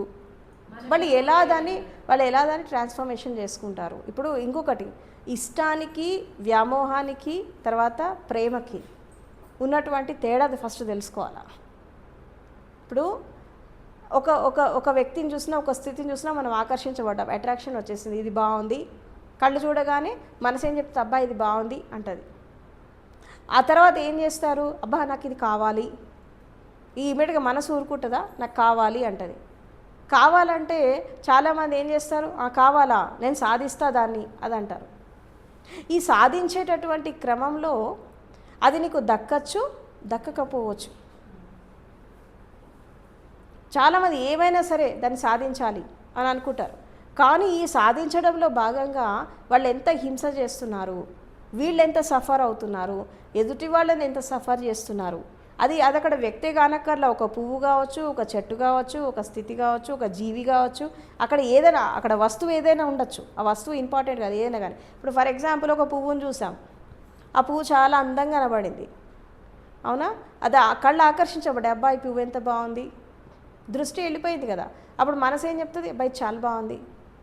తర్వాత ఇంకో మనసు ఏం చెప్తుంది? బాగుందా, తెంపేయి అంటది. తెంపి జెల్లో పెట్టుకోవాలని అంటది, తెంపేయి అంటది, అవునా? తర్వాత తెంపేశాక, ఆ తెంపేస్తున్నటువంటి క్రమంలో ఇక్కడ ఇష్టం ఉన్న వాళ్ళు ఏం చేస్తారు, వ్యామోహం ఉన్న వాళ్ళు ఏం చేస్తారంటే దాన్ని వాళ్ళు వాడుకుంటారు. చెట్టు నుంచి వేరు చేసి ఆ పువ్వును తెంపి వాడుకుంటారు. కానీ ప్రేమ ఎట్లా ఉంటుంది ఇక్కడ అంటే, నిజంగా దాన్ని ప్రేమిస్తే దాన్ని తెంపరు, దానికి నీళ్లు పోస్తారు. ఇంకా దీన్ని చూసి ఇంకా చాలా పువ్వులు రావాలి, ఇంకా బాగా ఎదగాల. అసలు పువ్వు అనేది చెట్టుకున్నప్పుడే అందంగా ఉంటుంది, మన జడలో ఉన్నప్పుడు కంటే కూడా. ఆడవాళ్ళకి అలవాటు ఎక్కువ ఉంటుంది, పువ్వు చూడగానే తెంపేస్తారు. అక్కడ ప్రేమ రావాలి అంటే అక్కడ ఏంటి అంటే దాని పట్ల ఒక కృతజ్ఞత, ఒక గ్రాటిట్యూడ్. ఇప్పుడు ఒక చెట్టు నీ ఇంటి ముందు మంచి పూలు పూస్తుంది అనుకో, నీ ఇంటికి అందాన్ని ఇస్తుంది. అది అందాన్ని ఇస్తుందంటే దాని పట్ల నీ గ్రాటిట్యూడ్ ఉండాలి కదా. గ్రాటిట్యూడ్ ఉన్నప్పుడు ఏమైందంటే అక్కడ ప్రేమ జనిస్తుంది. ఇప్పుడు I like you, I love you అనే పదానికి ఉన్నటువంటి తేడా ఏంటంటే, నీకు లైక్ యూ అని ఎప్పుడైతే ఒక వ్యక్తిని నువ్వు ఇష్టపడ్డావో అక్కడ ఏమవుతుందంటే హింస జరుగుతుంది. ఎందుకంటే ఆ ఇష్టం వ్యామోహంలాగా మారింది. ఈ ఇష్టం వ్యామోహంలాగా మారినప్పుడు ఎదుటి వాళ్ళు ఎలా ఉన్నారు, ఎదుటి స్థితి ఎలా ఉన్నాయో నువ్వు ఆలోచించవు, కేవలం నీ ఇష్టం గురించే నువ్వు ఆలోచిస్తావు. అప్పుడు ఎలాగైనా సరే దాన్ని మనం గ్రాప్ చేసుకోవాలి, ఎలాగైనా దాన్ని మనం పొందాలి అనేటటువంటి కోరిక జనిస్తుంది. అక్కడ ప్రేమ చచ్చిపోతుంది. ఇప్పుడు ఐ లవ్ యూ అనుకున్న వాళ్ళు ఏం చేస్తారు, ఆకర్షణ ఉంటుంది వాళ్ళ లోపల, ఆకర్షించబడతారు, అవునా, దాన్ని ఇష్టపడతారు కూడా, కానీ అక్కడ ఆగిపోతారు. అది వ్యామోహంలాగా మారదు. అది దానంతట అది నన్ను వెతుక్కుంటా వస్తే నేను దాన్ని ప్రేమిస్తా, లేకుంటే నో అని వదిలేస్తారు అక్కడ. అర్థమైందా? నేను ఇష్టపడ్డాను, కానీ అది కూడా నన్ను ఇష్టపడి నన్ను కోరుకొని వస్తే నేను దాన్ని ప్రేమిస్తా, లేకుంటే నో, దానికి నో రిలేషన్ అని అక్కడ దాన్ని వదిలేస్తారు. చూడడం కాదు, అది నా దగ్గర రావాలనుకుంటారు. నువ్వు పోవు దాని దగ్గర, అది నా దగ్గర రావాలని అనుకుంటారు. వదిలేయడం అన్నట్టు. ఒకవేళ నువ్వు దాన్ని అంతగా మరి అతిగా ఉన్నప్పుడు ఏం చేస్తారంటే వీళ్ళు దాని దగ్గర పోతారు, పోయి దాని అందాన్ని చూస్తూ ఉంటారు కాసేపు. ఇది నాకు అలవాటు ఉంది, నేను అందుకే చెప్తున్నా. నేను ఒక పువ్వు దగ్గర పోయి దాని దగ్గరికి వెళ్ళి దాన్ని చూస్తూ ఉంటా. మన ఇంట్లో ఫోటో ఉంది కదా తామర పువ్వుది, దాన్ని చూస్తూ ఉంటా. అరే ఇది ఎంత బాగుంది, ఎంత అందంగా ఉంది, భగవంతుడు దీన్ని ఎంత బాగా సృష్టించాడు. అసలు దాన్ని తెంపాలి అనేటటువంటి ఆలోచన నాకు రాదు. దాని అందాన్ని చూస్తా వెనక్కి వచ్చేస్తా, అంతే. దాని స్థితిలో అది ఉంటుంది, నా స్థితిలో నేను ఉంటా. మనం అట్రాక్ట్ అయ్యాం, దగ్గరికి వెళ్ళాం, కానీ తెంపలే. దాని అందాన్ని ఆస్వాదించాం, అంతే, వెనక్కి వచ్చేసాం. దాన్ని ముట్టుకోం, మనం చూస్తాం, కేవలం చూస్తాం, దర్శనం చేస్తాం, వెనక్కి వచ్చేస్తాం. ఒకవేళ వ్యక్తి, ఇదే వ్యక్తి పట్ల మనం ఎట్లా ఉంటాము అంటే ఆ వ్యక్తి కూడా మన వైపు నుంచి అదే ప్రేమ భావన వచ్చినప్పుడు then we will move on, లేకుంటే నో. ఇది ఒక మనుషుల పట్ల ఎలా ప్రవర్తించాలి, ఒక జీవి పట్ల మనం ఎలా, పువ్వు అంటే దానికి ఉండిపోయింది, మనం తెంపు కూడా వెనక్కి వచ్చాం. ఒక వ్యక్తి పట్ల మనం ఎలా ఉంటాము అంటే అక్కడ వాళ్ళ అభిప్రాయం కూడా మనకి ఇంపార్టెంటే, వాళ్ళు ఉండే స్థితి కూడా మనకి ఇంపార్టెంటే. వాళ్ళు కూడా మనలాగా స్పందించినప్పుడు then we will move on, otherwise no. చూసాము, ఓకే, అది ఉన్న స్థితిలో హాయిగా ఉండాలి. ఇప్పుడు వాళ్ళు మన వైపు రాలేదనుకో, ఓకే, నో ప్రాబ్లం, వాళ్ళు ఉన్న స్థితిలో వాళ్ళు హాయిగా ఉండాలి, సంతోషంగా ఉండాలా అని వాళ్ళని ఒక ప్రేమభావంతో వాళ్ళని వదిలేసి వెనక్కి రావడం. అక్కడ కోపం లేదు, ద్వేషం లేదు, కామం లేదు, ఆకర్షణ లేదు. ఓన్లీ బ్లెస్సింగ్ ఇస్తాము. మనకు దొరికిపోయినా ఓకే, ఎక్కడున్నా హాయిగా ఉండాలి, సంతోషంగా ఉండాలి అని బ్లెస్సింగ్ ఇచ్చేసి వెనక్కి రావాలి. That is love. ఆ పువ్వుకు కూడా మనం అదే చేసాం, ఇంకా బాగా ఎదుగు, ఇంకా చెట్టుకి ఇంకా పూలు రావాలా, ఇంకా అందంగా ఉండాలని మన దానికి బ్లెస్సింగ్ ఇచ్చి వెనక్కి వచ్చేస్తాం. అది ప్రతి స్థితిలో మనకు అది ఆజ్ఞప్తికి ఉండాలి. మీరు గుర్తుపెట్టుకోండి, ప్రతి స్థితిలో, అది వ్యక్తి అయినా, సమిష్టి అయినా, వస్తువు అయినా, what ever it may be. చూడగానే బాగుంది కదా లటక్కన చేతిలో పెట్టుకొని పోవద్దని. ఎందుకంటే పూలు కూడా స్పందిస్తాయి, చెట్లు కూడా స్పందిస్తాయి, ప్రాణులు కూడా స్పందిస్తాయి. దాని స్పందనను చూడగలిగితే నీకు దాని మీద ప్రేమతత్వం వస్తుంది. మనుషులేగా స్పందించేది, చెట్లు అన్ని రకాల స్థితులు స్పందిస్తాయి. ఈవెన్ జడ పదార్థం కూడా స్పందిస్తుంది, రాయి కూడా స్పందిస్తుంది అప్పుడప్పుడు. ఆ స్పందనను దాని దగ్గరికి వెళ్ళినప్పుడు దాని స్పందన నువ్వు అర్థం చేసుకున్నావు అనుకో, అది ప్రేమతత్వం. అప్పుడప్పుడు కొన్ని రకాలు ఉంటాయి, తీసుకో అన్నట్టే ఉంటాయి కొన్ని. అప్పుడప్పుడు వద్దొద్దు అన్నట్టు ఉంటాయి కొన్ని స్థితులు. నువ్వు గమనించు, డీపర్గా మనం అబ్జర్వ్ చేస్తుంటే కొన్ని తీసుకో అన్నట్టే ఉంటాయి, కొన్ని వద్దు అనిపిస్తుంది. అట్లాంటప్పుడు నో అంటే అది తీసుకోవాలి. అది దాని స్పందన నీకు ఎట్లా తెలుస్తుంది? దాన్ని నువ్వు ఎలా అబ్జర్వ్ చేస్తావు? ఎప్పుడైనా చూసారా ఇట్లా? మీరు దగ్గరికి వెళ్ళేసి దాని స్పందన ఎలా ఉంటుందో గమనించారా? ఆ స్పందన ఉన్నప్పుడు ఏం జరుగుతుందంటే దాని భావం నీ భావం ఒకటైపోతే నీ లోపల చాలా ప్రేరణ వస్తుంది. తీసుకో తీసుకో తీసుకో అని ప్రేరణ చాలా వస్తుంది, దాని స్పందన ఏకమైనప్పుడు. ఒకవేళ అది కాలేదనుకో ఒకటేసారి అనిపిస్తుంది, తర్వాత మళ్ళీ అది బలవంతంగా తీసుకోవడం అన్న జరుగుతుంది, లేదా దూరం అన్న వెళ్ళిపోవడం అన్న జరుగుతుంది. ఆ స్పందన నీ లోపల అంటే ఇష్టము వ్యామోహం అనేది ప్రేమలాగా మారాలంటే ప్రతి జీవి లోపల ఒక స్పందనని అబ్జర్వ్ చేసేటటువంటి స్థితి నీకు రావాలి. అప్పుడు ఏమైపోతుందంటే ప్రతి దాంట్లో నీకు ప్రేమతత్వం వచ్చేస్తుంది. ప్రేమైక జీవన సౌందర్యం అంటే, జీవన వికాసం అంటే ఏంటి అంటే ఇక్కడ సౌందర్యం వస్తుంది. మళ్ళీ ప్రేమైక జీవన సౌందర్యం అన్న తర్వాత జీవన వికాసం అన్న ఎక్కడ జరుగుతుంది అంటే ప్రతి దాంట్లో ఒక స్పందన ఉంటుంది. ఆ స్పందనని నువ్వు పట్టుకొని వెళ్తే అది నేను అట్రాక్ట్ చేయొచ్చు, నువ్వు దాని దగ్గర కూడా వెళ్ళొచ్చు, దాన్ని తాకచ్చు, కానీ దాని స్పందన ఎట్లా ఉంది అది కూడా నువ్వు అబ్జర్వ్ చేయగలగాలి. నీకు నచ్చినంత మాత్రాన దాన్ని గ్రాప్ చేసుకునేటటువంటి అర్హత నీకు లేదు. ఎందుకంటే సృష్టిలో ఉండే ప్రతి జీవి, ప్రతి స్థితి, అది సమిష్టి కానీ విశ్వం కానీ గ్రహం కానీ నక్షత్రం కానీ చిన్న చిన్న వస్తువులు వాట్ ఎవర్ ఇట్ మేబీ, అది ఏదైనా కావచ్చు, చిన్నది కావచ్చు పెద్దది కావచ్చు, ప్రతి దానికి ఒక స్థితి ఉంటుంది. ఆ స్థితిని నువ్వు గమనించగలిగితే అది నీ వైపు ఫ్లో అయిందనుకో it's okay, well and good. కాకపోతే నో, లీవ్ ఇట్. ఆ ఫ్లో నువ్వు అబ్జర్వ్ చేయగలగాలి. అప్పుడు ఏమైపోతుందంటే ఒక సౌందర్యం వచ్చేస్తుంది, ఒక బ్యూటిఫికేషన్ వస్తుంది నీ లైఫ్కి, ఒక అందం వస్తుంది. ఎందుకంటే ఎప్పుడైతే మనము ఆకర్షణ, ఇష్టము, వ్యామోహము, తర్వాత కోరిక, ఈ నాలుగిటిని దాటితేనే మనం ప్రేమలోకి వెళ్తాం. ఈ ప్రేమ అనేది ఎప్పుడైతే నీ లోపల ప్యూర్ లవ్, చిన్నపిల్లలని మనం ఇష్టపడతాం, చిన్నపిల్లల్ని మనం ఇష్టపడం, ప్రేమిస్తాం. వాళ్ళ లోపల ఆకర్షణ ఏమి ఉండదు, ఓన్లీ ప్రేమ మాత్రమే ఉంటుంది. ఎందుకంటే వాళ్ళ లోపల ప్యూర్ లవ్ ఉంటుంది. ఇప్పుడు నువ్వు చూసి వాళ్ళు చూసి నేను అట్రాక్ట్ అయ్యేది ఏమి ఉండదు, నువ్వు చూసి వాళ్ళని అట్రాక్ట్ అయ్యేది ఒక లవ్ ఉంటుంది, ప్యూర్ లవ్ ఉంటుంది పిల్లల్ని చూస్తున్నప్పుడు. అదే ప్యూర్ లవ్ పెద్ద పెరిగాక కూడా ఉండాలి, పెద్దవాళ్ళ పట్ల కూడా ఉండాలి, వీటి పట్ల కూడా ఉండాలి, సకల జీవరాశుల పట్ల ఉండాలి. అక్కడ ఉండే నిర్మలత్వం ఇక్కడ ఎందుకు రావట్లేదు? ఎందుకంటే చిన్నపిల్లల ఆకర్షణ ఏమి ఉండదు కదా, చిన్నపిల్లల అట్రాక్షన్ ఏముండదు, ఓన్లీ లవ్ ఉంటుంది అంతే. వాత్సల్యం ఉంటుంది, ప్రేమ ఉంటుంది అంతే. వాళ్ళు ఎట్లా ఉన్నా మనం వాళ్ళని ప్రేమిస్తాం. అదే పెద్దవాళ్ళు ఎట్లుంటే అట్లా మీరు ప్రేమిస్తారా? వాళ్ళు చెడుగా ఉన్నా మంచిగా ఉన్నా ప్రేమించగలుగుతారా? మరి పిల్లలు ఎట్లా ఉన్నా మీరు ప్రేమిస్తారు కదా. మరి ఈ లవ్ ఎందుకు కంటిన్యూషన్ కావట్లేదు అంటే వ్యక్తి పెరుగుతున్నప్పుడు ఏమైపోతుందంటే నీకు అక్కడ లవ్ వెళ్ళిపోతుంది, అక్కడ కోరిక వస్తుంది, వ్యామోహం వస్తుంది, ఇష్టం వస్తుంది. అందుకే లవ్ అనేది ఎవాపరేట్ అయిపోయింది. సో ఎప్పుడైతే ఈ యొక్క ప్రేమతత్వం అనేది అంటే స్పందన, ఇంకోటి విధంగా చెప్పాలంటే ప్రేమతత్వం అంటే హృదయ స్పందన, నాట్ బాడీ, నాట్ మైండ్, ఇంద్రియాలు కాదు, శరీరం కాదు, మనసు కాదు, ఏది కాదు, ఆకర్షణ కాదు, ఇష్టం కాదు, వ్యామోహం కాదు, కోరిక కాదు, హృదయ స్పందన. ఆ హృదయ స్పందనని నువ్వు అర్థం చేసుకోగలిగితే అక్కడ రియల్ లవ్ అనేది జరుగుతుంది. ఇది ప్రతి జీవిలో ఉంటుంది ఈ స్పందన. ఇది తెలుసుకోవాలంటే మీరు బాగా సెన్సిటివ్ కావాలా. శరీరం అనేది దున్నపోతు లెక్క ఉంటే ఆ స్పందన రాదు.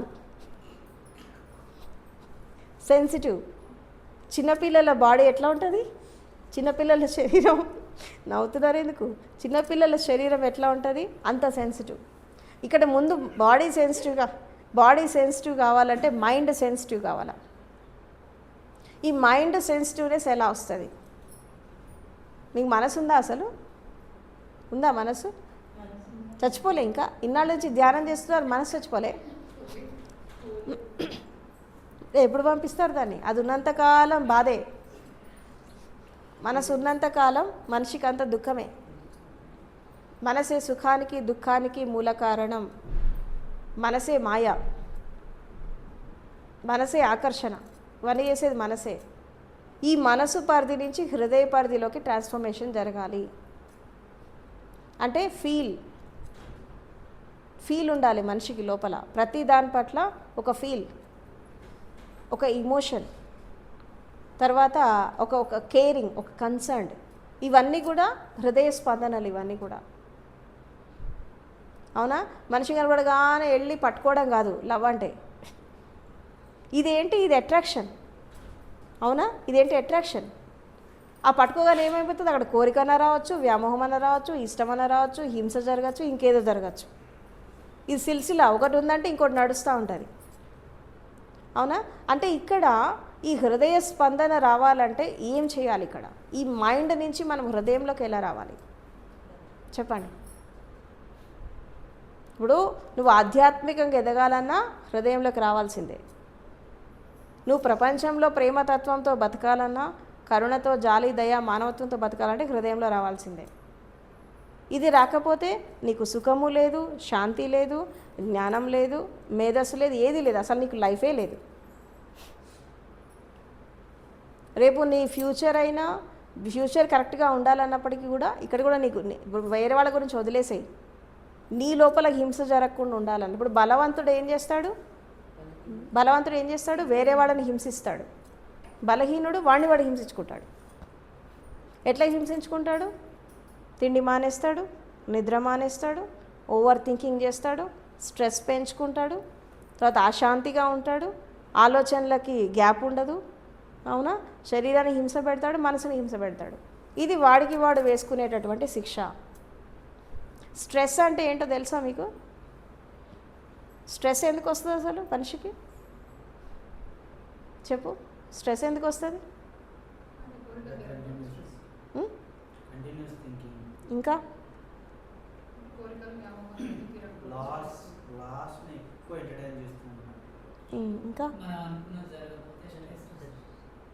ఇంకా అసలు స్ట్రెస్కి రియల్ మీనింగ్ ఒత్తిడి కదా. స్ట్రెస్ అంటే ఏంటి? ప్రెషర్, ఒత్తిడి. అది శారీరకం కావచ్చు, మానసికం కావచ్చు, రకరకాలుగా స్ట్రెస్. అసలు ప్రెషర్ ఎందుకు వస్తుంది? స్ట్రెస్ ఎందుకు వస్తుంది? అసలు ఇంకొకటి, నీకు నువ్వు ఏకాంతంగా ఒంటరిగా రిలాక్స్గా ఉన్నప్పుడు నీకు స్ట్రెస్ ఉంటుందా? ఎవరైనా వస్తేనే కదా ఇదంతా ఉండేది.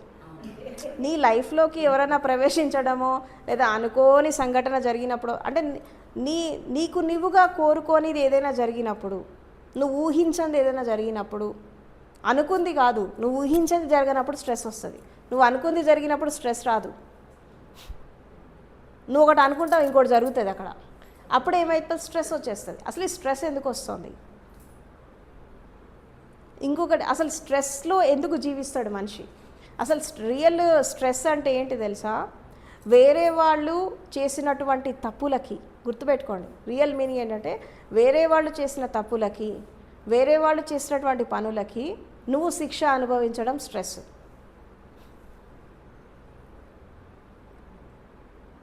Other is the problem. నీకు నువ్వు ఎప్పుడు సమస్య కాదు, గుర్తుపెట్టుకో. ఒక మనిషి తనకు తాను ఎప్పుడు సమస్య కాదు, వేరే వాళ్ళు నీ జీవితంలో ఎంటర్ అయితే సమస్య. అసలు రియల్ స్ట్రెస్, ఒత్తిడి నీకు ఎందుకు వస్తుంది? ఇప్పుడు నువ్వు ఏకాంతంగా ఒంటరిగా నీకు నువ్వు హాయిగా ఉన్నప్పుడు నీకు ఏ స్ట్రెస్ ఉండదు, టెన్షన్ ఉండదు, ఏముండదు, హాయిగా ఉంటావు నువ్వు. మరి వేరే వాళ్ళు వచ్చినప్పుడు నీకు ఎందుకు స్ట్రెస్ వస్తుందంటే, వాళ్ళు వచ్చి నీ లోపల అలజడి రేపుతారు కదా. వాళ్ళు ఏం చేశారు? నువ్వు నిర్మలమైన ఒక కొలనులాగా ప్రశాంతంగా ఉన్నావు ఒంటరిగా ఉన్నప్పుడు, వాళ్ళు వచ్చి ఒక రాయి వేశారు. ఏం చేశారు? వాళ్ళు వచ్చి ఒక రాయి వేశారు, అలలు వచ్చినాయి. వాళ్ళు నీ శరీరంలో రాళ్ళు వేస్తారు, నీ మనసులో వేస్తారు, నీ జీవితంలో వేస్తారు. అప్పుడు ఏమైపోతుంది? స్ట్రెస్ వస్తుంది. అవునా? ఆ అలలకి నువ్వు స్పందిస్తావు కదా. వీడేది వచ్చి నన్ను డిస్టర్బ్ చేశాడు, నేను ఒక్కడున్నప్పుడు హాయిగా ఉన్నా అని అనుకుంటారు. వాళ్ళు వచ్చి ఏం చేస్తారు? నీ లోపల రాళ్ళు వేశారు. ప్రశాంతంగా ఉన్నటువంటి నీ మానస సరోవరంలో, నీ మనసు యొక్క సరోవరంలో వాళ్ళు రాళ్ళు వేశారు, అలలు వచ్చినాయి. అప్పుడు పెద్ద పెద్ద అలలు వస్తాయి, అప్పుడు చిన్న చిన్న అలలు వస్తాయి, కానీ అలలు వచ్చినాయి. నువ్వేం చేస్తావు? స్పందిస్తావు దానికి. ఆ స్పందించి స్పందించి స్పందించి ఏం జరుగుతుందంటే నీ లోపల ఒత్తిడి పెరుగుతుంది, ప్రెషర్ పెరుగుతుంది. That is stress. నువ్వు ఒంటరిగా ఉన్నప్పుడు నీకేం లేదు, అంటే వేరే వాళ్ళు వచ్చినప్పుడు అది జరిగింది అంటే వేరే వాడు చేసిన తప్పుకి నీకు నువ్వు శిక్ష అనుభవించడం స్ట్రెస్.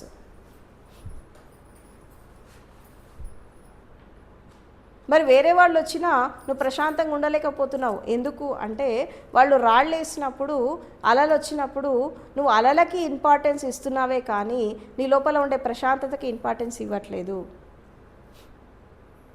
ఒక క్షణం ముందు వాడు రాకముందు నువ్వు హాయిగా ఉన్నావు కదా, నీ స్థితిలో నువ్వు కరెక్ట్గా ఉన్నావు కదా. ఒక్క రాయిగానే చెల్లించిపోతావా? ఇక ఒక రాయిగానే చెల్లించిపోతావా? ఎందుకు చెల్లించాలా? నువ్వు ఇంతసేపు ప్రశాంతంగా ఉన్న క్షణాలని నువ్వు ఎందుకు గుర్తు చేసుకోవు ఆ టైంలో?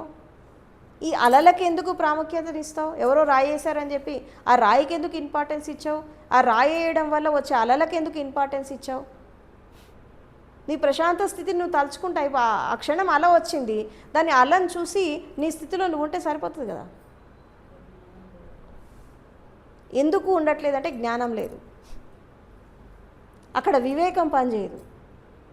ఇక అలల మీద అలలు, అలల మీద అలలు ఇక వస్తూ ఉంటాయి, నీ ప్రశాంతత పోతుంది. దానికి కారణం నువ్వా వాళ్ళ? ఇక్కడ కరెక్ట్ ఎవరు అవ్వాలి? ఎదుటివాడు కదా, నువ్వే. ఇప్పుడు నువ్వు నీ స్థితిలో నువ్వు పర్ఫెక్ట్గా ఉన్నావు అనుకో, ఎవరు ఎంత డిస్టర్బ్ చేసినా నువ్వు డిస్టర్బ్ కావు. ఎందుకంటే నువ్వేంటో నీకు తెలుసు, నీ స్థితి ఏంటో నీకు తెలుసు. ఎందుకు అనవసరం వాళ్ళ డిస్టర్బెన్స్ అవుతున్నావు అంటే, ఇక్కడ ఒకే ఒక లోపం నీ లోపల ఏముంది అంటే, నువ్వు ప్రతిదానికి ఆకర్షించబడుతున్నావు. మంచి వస్తే మంచికి ఆకర్షించబడుతున్నావు, చెడు వస్తే చెడుకు ఆకర్షించబడుతున్నావు. ఆ ఆకర్షణ ఏమవుతుంది? అక్కడ వ్యామోహం అవుతుంది, మళ్ళీ కోరిక అవుతుంది, అటాచ్మెంట్ అవుతుంది. వాడు వచ్చి రాయగానే రాయికి అటాచ్ అయ్యో, ఆ మనిషికి అటాచ్ అయ్యో, నీ లోపల అలలు రావా? ఇక నీ శాంతి భగ్నం కాదా? అంటే ఏది జరిగినా నువ్వు ఒక స్థితిలో స్థిరమైపోయావు అనుకో, అక్కడ నేను ఏది ప్రపంచంలో ఏ శక్తి నేను డిస్టర్బ్ చేయలేదు. అంటే బయట జరిగినటువంటి తప్పులు, బయట నుంచి వచ్చినటువంటి ప్రకంపనలని నీ లోపలికి తీసుకుంటే నువ్వు డిస్టర్బ్ అయిపోతావు. దాన్ని అలని అలలాగా చూడు.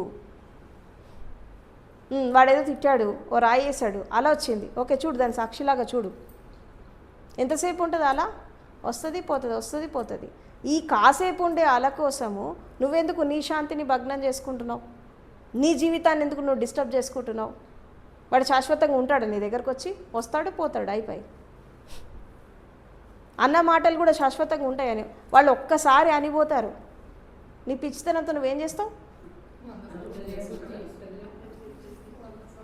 అవునా? నిన్ను డిస్టర్బ్ వాళ్ళు నిన్ను డిస్టర్బ్ చేస్తే ఒకేసారి, ఎవరైనా ఒక అమ్మాయి వచ్చి బ్రేకప్ అని చెప్పింది అనుకో, అది ఒకేసారి చెప్తుంది. వీడు జీవితాంతం దాన్ని గుర్తు చేసుకుంటాడు బ్రేకప్ చెప్పింది. అంటే ఈ వీడు ఎన్నిసార్లు బ్రేక్ అవుతాడో లోపల, ఒకటేసారి చెప్తుంది. అమ్మాయి అయినా అబ్బాయి అయినా ఒకేసారి చెప్తారు బ్రేకప్ అని. వీళ్ళు ఎన్నిసార్లు బ్రేక్స్ వేసుకుంటారు వాళ్ళ లోపల. నువ్వు ఆ క్షణము ఆ బ్రేకప్ని అక్కడ బ్రేక్ చేసావనుకో, దాన్ని క్యారీ ఫార్వర్డ్ ఎందుకు చేయాలా? నీ లైఫ్లో నువ్వు మూవ్ ఆన్ అవ్వచ్చు కదా. కానీ ఇక్కడ ఏమవుతుంది? స్ట్రెస్ ఇందుకే వస్తుంది. ఎవరో వేసిన ఒక్క రాయిని నువ్వు 100 రాళ్ళు 1000 రాళ్ళు చేసుకొని నీ లోపల నువ్వే వేసుకుంటున్నావు. This is stress. అది ఏ సందర్భమైనా కానీ కాక, ఇది పిచ్చితనం. ఇదేంటి? మ్యాడ్నెస్. ఒకసారి జరిగిన సంఘటనని 100 సార్లు ఎందుకు రిపీట్ చేసుకుంటారు? ఆ క్షణంలో అక్కడ వదిలేయచ్చు కదా అని. కానీ ఇప్పుడు కూడా అదే పని చేస్తున్నారు. నాకు తెలుసు కదా, మీకు జాగృతి లేదు కదా. మెజారిటీ పీపుల్ ఇప్పటికీ అలాగే ఉన్నారు టిల్ టుడే. ఇప్పుడు నేను తిట్టాను అనుకో, వదిలేస్తావా ఇక్కడే? ఏం వదిలేవు, దాన్ని మైండ్లో రిపీట్. అది నిద్రపట్టదు నీకు రాత్రి. మళ్ళా సింపుల్గా నువ్వు బాగా అందంగా రెడీ అయ్యి వచ్చావు అనుకుందాం, మరి నీ ముఖం ఎట్లను చూసుకున్నావు అద్దంలో అని అన్నారు అనుకో, ఇక నిద్ర పట్టదు ఇక నైట్ అంతా. నేను ఇంత బాగా రెడీ అయినా నన్ను నిందించారు అంటే ఎందుకు ఇదంతా జరుగుతుంది తెలుసా? You are identified with your body, you are identified with your mind. ఎందుకంటే నీకు అహంకారం ఉంది కదా, నేను, నా శరీరం, నా మనసు, నా భావాలు, నా జీవితం, ఇది నేను, అది నేను అనుకున్నావు కదా. ఈ నేను అక్కడ ఖండితం అయిపోయింది, అందుకే దుఃఖం వచ్చింది. ఐ అనేది డిస్టర్బ్ అయిపోయింది అక్కడ. ఇక్కడ అసలు వేరే వాళ్ళు తిట్టినప్పుడు, నిందలేసినప్పుడు, వాళ్ళు బ్రేకప్ చెప్పినప్పుడు ఇదంతా ఎందుకు దుఃఖం వస్తుంది తెలుసా? వాళ్ళు నీ ఈగో మీద కొడతారు, నీ ఈగోని హర్ట్ చేస్తారు, అందుకే నువ్వు ఏడుస్తావు. ఎందుకంటే నేను నాది బాగా ఐడెంటిఫికేషన్ అయిపోయింది కదా, ఐఎమ్ దిస్, ఐఎమ్ దట్, నేను ఇది, నేను అది. వాళ్ళు ఏం చేస్తారు? నువ్వు వేస్ట్ అని అంటారు. వేస్ట్ అనేసరికి ఏమైతే దుఃఖం వచ్చేస్తుంది. అంటే ఒకళ్ళు నేను రిజెక్ట్ చేశారు అంటే నీకేమనిపిస్తుంది? నేను వేస్ట్ ఏమో, నన్ను రిజెక్ట్ చేశారు అని వీడు దుఃఖంలో ఉంటాడు. ఇక డిప్రెషన్లో పోతారు, యాంగ్జైటీలు వస్తాయి, ఏమేమో వస్తాయి. ఎందుకు ఇవన్నీ జరుగుతున్నాయి అంటే అసలు నువ్వేంటో నీకు తెలియదు కదా. ఫస్ట్ ఆఫ్ ఆల్ నువ్వేంటో నీకు తెలియదు కాబట్టి ఏమైపోతుంది, వేరే వాళ్ళు నిన్ను జడ్జ్ చేస్తారా వచ్చి నువ్వేంటనేది. నీకు నువ్వు తెలీదా? అంటే వాళ్ళు మంచిగా ఉన్నారంటే నువ్వు మంచివాడు అయిపోతావు, వాళ్ళు చెడ్డగా ఉన్నారంటే చెడ్డవాడు అయిపోతావా?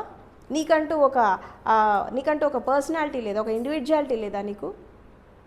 ఇదంతా ఎందుకు మిస్ అవుతున్నారు మనుషులు అంటే because you are attracted by others. అందుకే స్ట్రెస్ వస్తుంది, టెన్షన్ వస్తుంది, డిప్రెషన్ వస్తుంది, యాంగ్జైటీ వస్తుంది, ఓసీడీలు వస్తున్నాయి, పర్సనాలిటీ డిజార్డర్స్ వస్తున్నాయి, తర్వాత సైకలాజికల్ డిజార్డర్స్ వస్తున్నాయి. ఎందుకంటే ఈ పిచ్చి జనం కదా వీళ్ళంతా పిచ్చోళ్ళు. This is the mad world. ఈ ప్రపంచం అంతా పిచ్చి ప్రపంచం అన్నట్టు. అంటే ఒక మనిషి జీవితంలో పుట్టినప్పటి నుంచి చచ్చిపోయేదాకా తనకు తాను ఏర్పరచుకున్న సమస్యల కంటే కూడా ఇతరుల ద్వారా వచ్చే సమస్యలు ఎక్కువ ఉంటాయి. అది మీరు ఫస్ట్ గమనించండి. నీకు నువ్వుగా ఏర్పరచుకున్న దానికి నువ్వు దుఃఖపడ్డావంటే ఒక అర్థం ఉంటుంది, అయ్యో ఇది నా చేతులారా చేసుకున్నా అని. కానీ మెజారిటీ ప్రాబ్లమ్స్ మీరు గమనించండి, మీ లైఫ్ని ఒకసారి స్వాధీనం చేసుకోండి. మీరు పుట్టినప్పటి నుంచి ఇప్పటిదాకా వేరే వాళ్ళు ఏర్పరిచిన సమస్యలే మీ జీవితంలో ఎక్కువ ఉంటాయి.